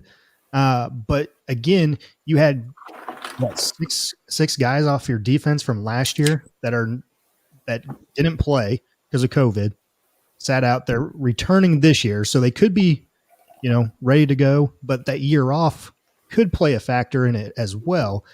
I just think that I definitely think that New England is going to be a better team than they were last year, and especially with Mac Jones. But I think Miami has some firepower, and I think they have some good defensive guys on that side of the ball that will get the job done for him. And Tua will play like he played, in some of those good games last year and like he did when he was in Alabama. I think Miami is no doubt an up and coming problem. Like they're trending absolutely in the right direction. Tua had I good do games think last year? Tua had good games last year.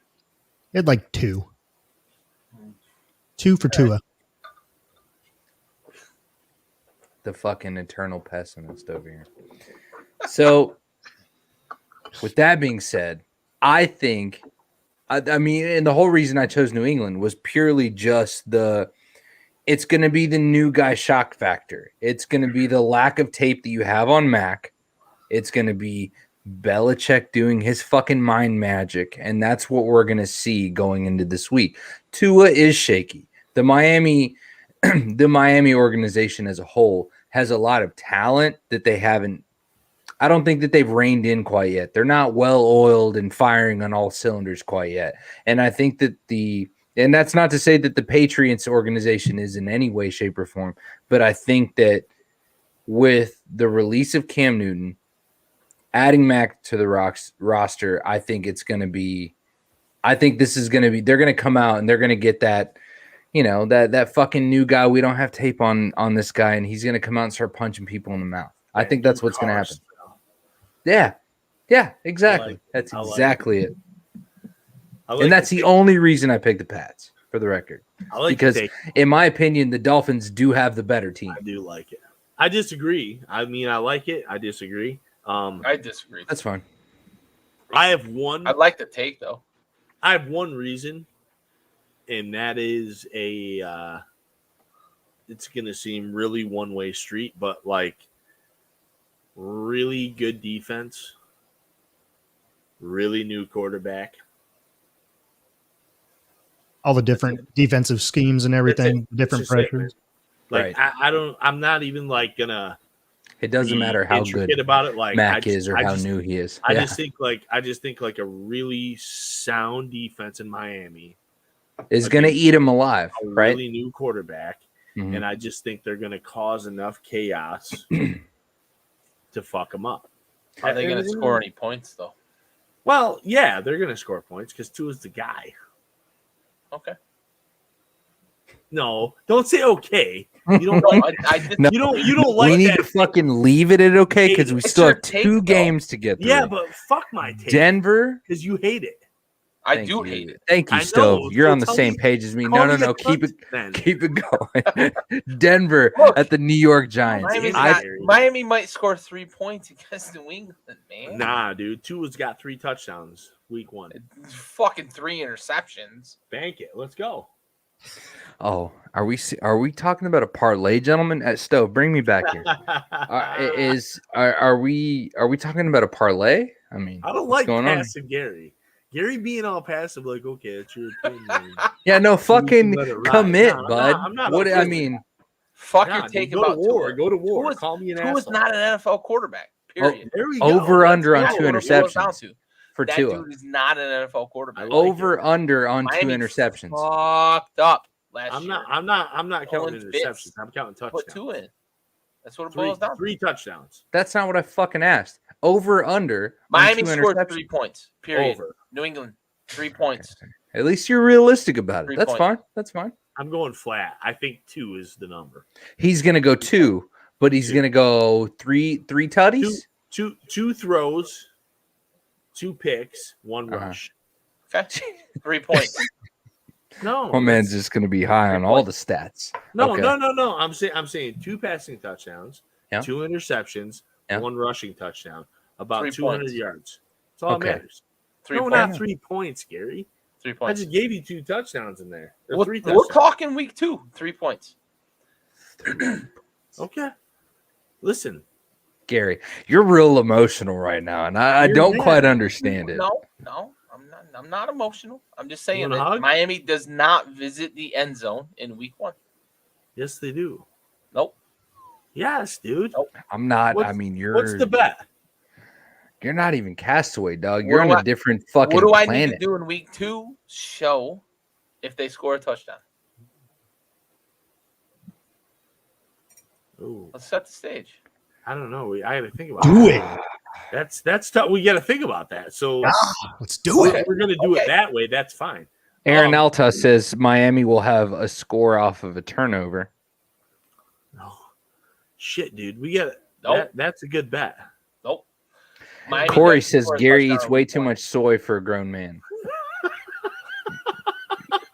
My I man's always literally coming through don't some know heat in the soy. comments, He's and I fuck with he's it. not even wrong. All right. I By the don't end even know what by the end of the soy show, Andy will come up with a bet for Gary for week Gary's 2. got to Blah, get blah, one blah. for me too, Yes. though, because if Yes, I vice lose, versa. there's got to Yes. be a. Vice Yep. versa. All right, All right, we Gary, have Gary, two. we'll We figure have it out 2 more before we games do to it. get Let's through, think and you about it. guys Think better about it. figure that shit out. I'm Denver figuring it. Broncos at the New York Giants. I've got Denver. Gary's got Denver. Stove's got the Giants. What the fuck, dude? And Andy's got Denver. Stove's got the Giants. Stove's Why? got fucking squat Jesus. It's got Daniel Jones. Daniel Jones is gonna Oh, turn. you talking about old here. fucking We're wheels, talking dude? Danny Dimes. Danny Dimes about here. wheels, Saquon Danny Barkley. Dude. Saquon Wheels Barkley. McGee, baby. Listen. Denver. Daniel Jones. We talking My man about runs. doesn't They don't have satisfy. they don't have a defense. They don't have a quarterback. If you want to call Teddy Bridgewater a Denver quarterback, doesn't He have runs a 37. go right ahead. Teddy Bridgewater's But- more of a quarterback than Daniel Jones. Facts. Oh, yeah, Sure. dude. Go for it. Denver. They don't have Denver a doesn't defense have a other than Von Miller. Okay. Giants are going to go out. Giants are going to get this one. Wow. You can less than 13 points for Denver. Yo, Kenny Galladay is going to be happy as a bitch in the locker Yes. room for his team If he stays healthy. with his injury. No, he's going to stay healthy. He ain't He's going to never stay been healthy. This motherfucker is less He healthy ain't than gonna Magic stay Johnson healthy. in He definitely 1993. ain't gonna stay healthy. Man.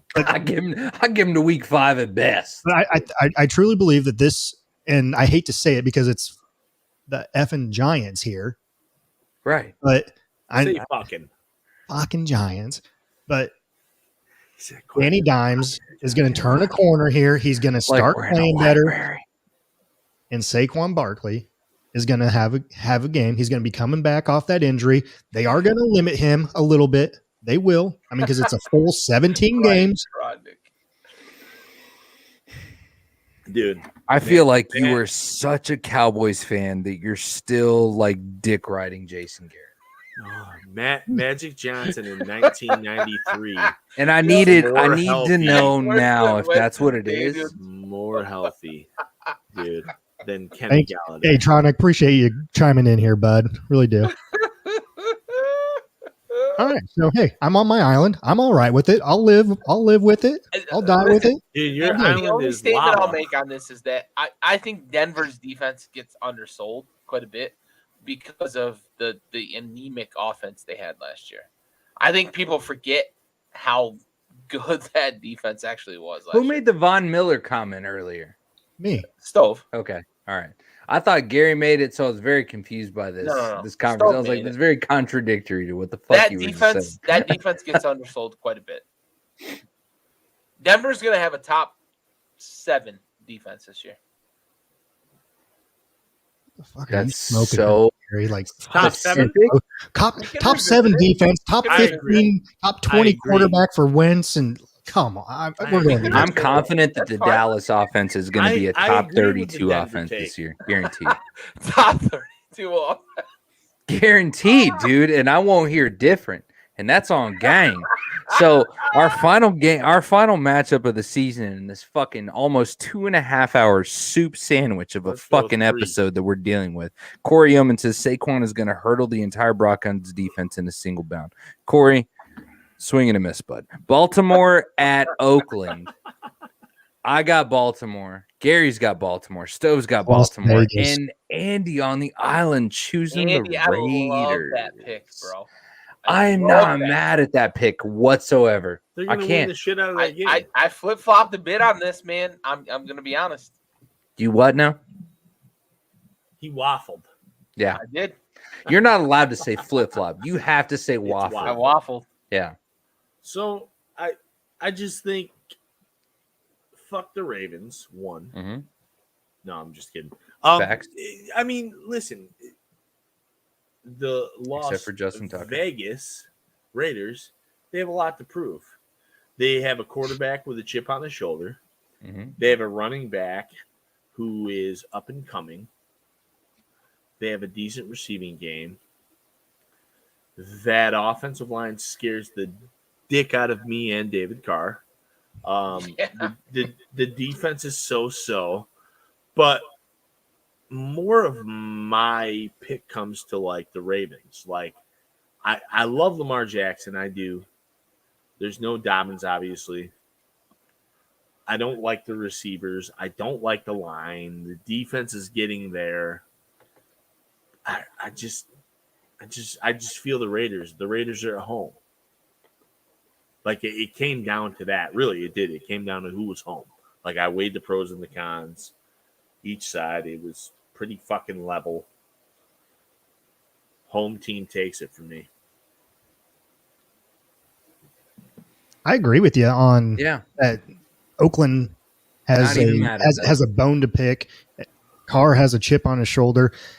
Unfortunately, you have a coach that has a 10-year contract and he's in year 4 who hasn't done jack shit while he's been there. He's an idiot. He's had 42 first-round picks. Yes. And he's an idiot. However, a team can win in spite of their coach. Sure.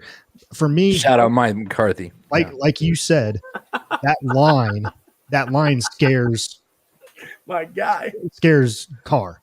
It scares you. It scares Carr. It scares everyone. It does. And so with that, and not knowing which car you're gonna get, that line scares Bo Jackson. That's why I went with Baltimore. And now Baltimore, if they get their tight end situation figured out like they did 2 years ago, if they go back to the 2 tight end system instead of just the 1 tight end system, I think you'll have the Baltimore. Can't.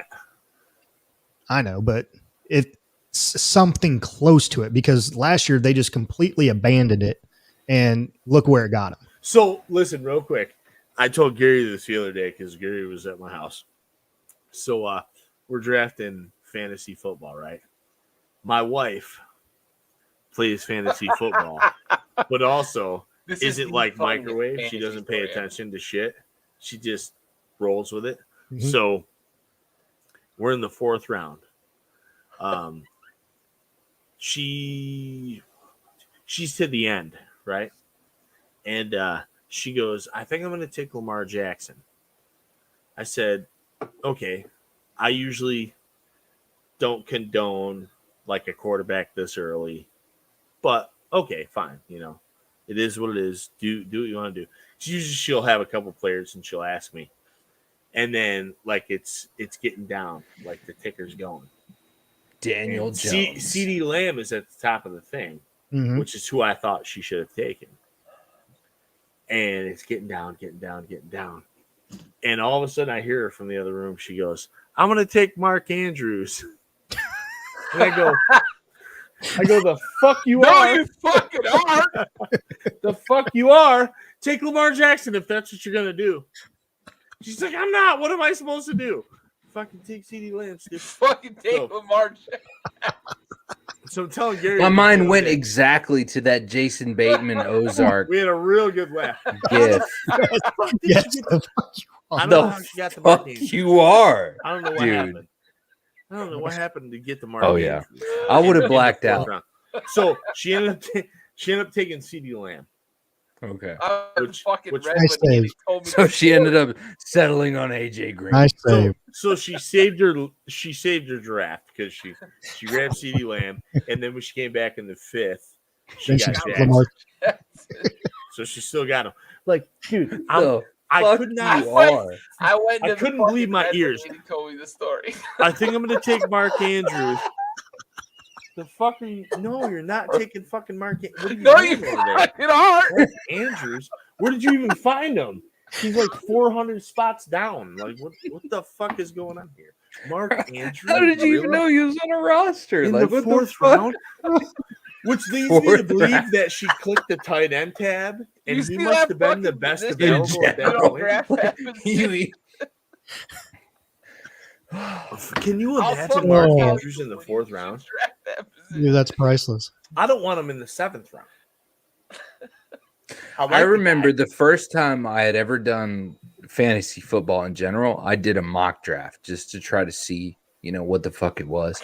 And I thought that, and I look back on it now and realize that it's fucking insane. But my first pick was Victor Cruz. And this is peak Victor Cruz time. Ooh. But I picked Victor gross. Cruz as my first pick. And I look at that now and I'm like, my guy, what are you doing? What Right. are you doing? But fucking Mark Sanchez. Andrews, dude. Mark Mark Andrews. Andrews. Mark Sanchez. Fourth Jesus. round. Mark Andrews. Oh my God, Fourth round.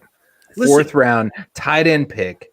Well, you know what she's trying to do, though? She's trying to fill the spots down the check. Yeah. Oh, she's going in though. Yeah. She's trying to just go in order. So when she filled them, she's like, what defense should I grab? And I'm like, no fucking defense. You should You fucking take- wait. I go, Who is the flex player in the I Super go, Bowl? I go, take wide receivers and running backs until your eyes fall out.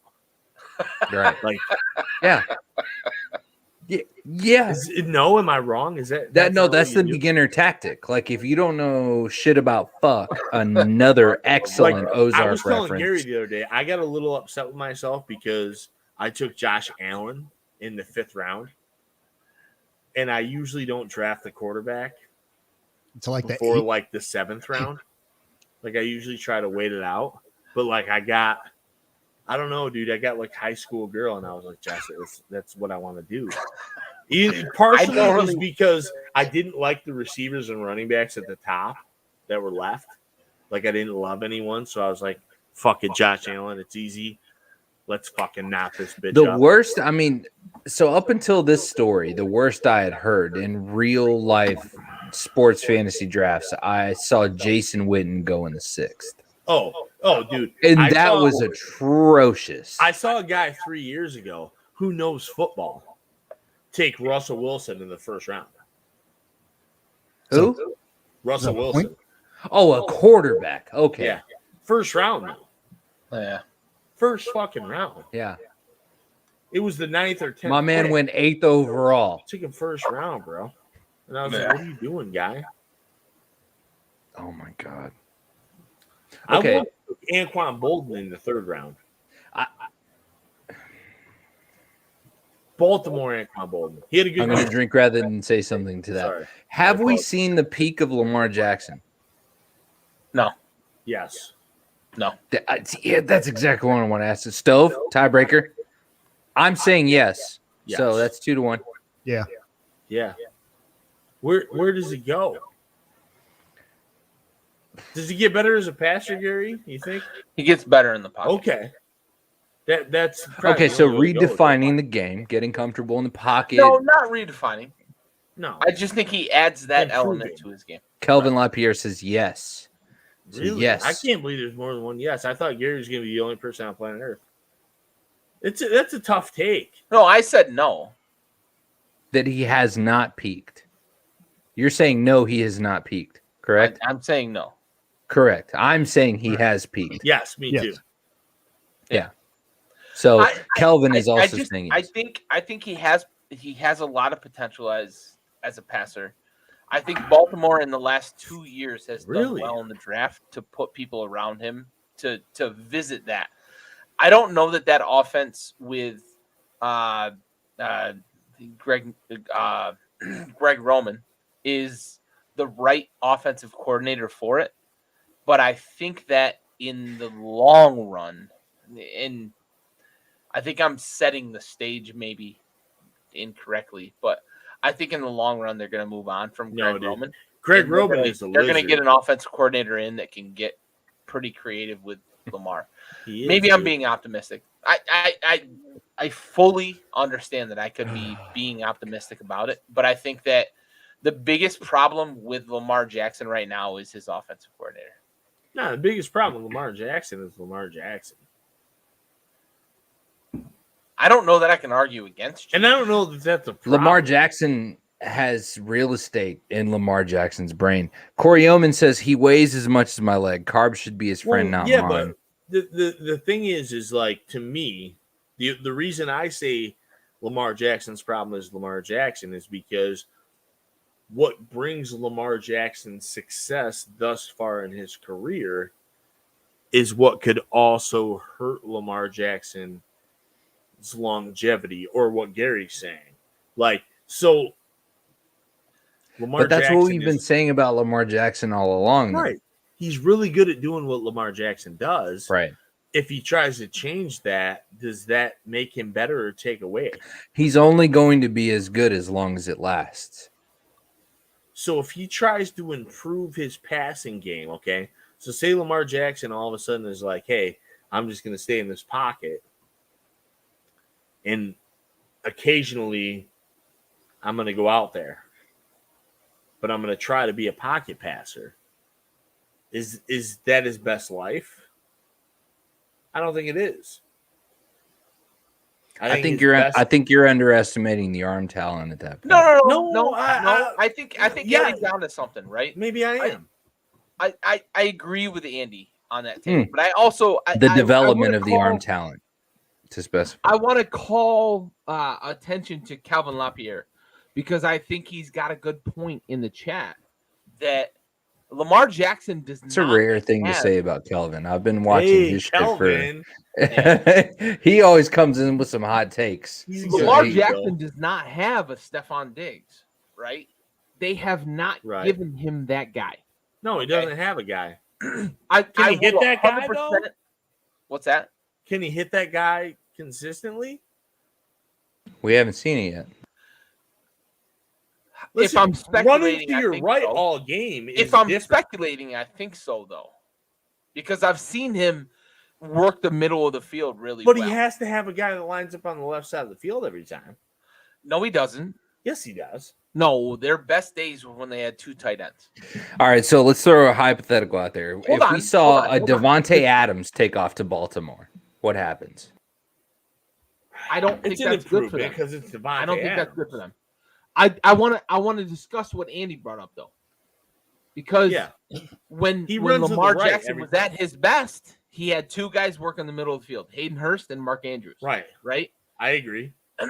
I think that he needs a guy like Diggs who's a security blanket, because I think he can work with a guy like that. What I was saying, and maybe it's Devontae Adams. I don't want to completely. But what I was saying, saying as far as running right is, he starts so much further over to the left than a tight end. Okay, so you're talking about half. So he's coming back to the middle. You're talking about half of the field where Lamar Jackson. I'm talking about the middle. Yeah. Sure. I don't know that I can disagree with you on that, right? I can't. No, we're saying the same thing. But by that logic, then you're saying that somebody like a Cole Beasley would be the fucking answer for Lamar Jackson. I think what we're saying is that Lamar Jackson needs a security blanket, though. Okay, so he needs a Wes Welker. He needs a slot receiver. I'm saying Lamar Jackson has reached his peak in the NFL. I just think he is. Yeah, that's fair. I disagree. I think he has another level to get I hope you're right. I do. I think he has another level to get to, but I think that it depends on Baltimore building that next level. And I sincerely, I really hope you're correct. I feel like Harbaugh and the Ravens are committed to that development. I hope so. Now, whether or not they make that happen, I don't think that they're fully committed to Lamar Jackson. I think they're committed to their offensive scheme. And that's what bothers me the most. They're committed to Harbaugh and not the other. They're committed to Greg Roman, unfortunately. There you go. And I bitch about Scott Turner in the same way that I bitch about Greg Roman. Like, not a good offensive mind. All right, fellas. We're at 2.5 hours. We've done well. It's a good episode back. We've still got a few guys with us, and so for that, I appreciate the ones that have been sticking around, listening, talking with us. Kelvin, Corey, a little microwave. I appreciate you guys tuning in. Ryan. The support. It feels good to be back, fellas. Feels real good to be back. And so I don't know about y'all, but I think I want to do this next week. So maybe we'll be back to debrief week 1 and predict week 2. Who knows? We hope so. Possibilities are fucking endless. It looks like old Reds had enough. He's pissing. Yeah. Over there draining the main vein. Gary Free Sr. says Dale Jr. heading for the NASCAR Hall of Fame. Of course. Yeah. Of course. And as he should. Corey Yeoman says, where's the merch? Oh, man, we need to get there. We definitely need to get to that part. Amy Trotton says, go Chiefs.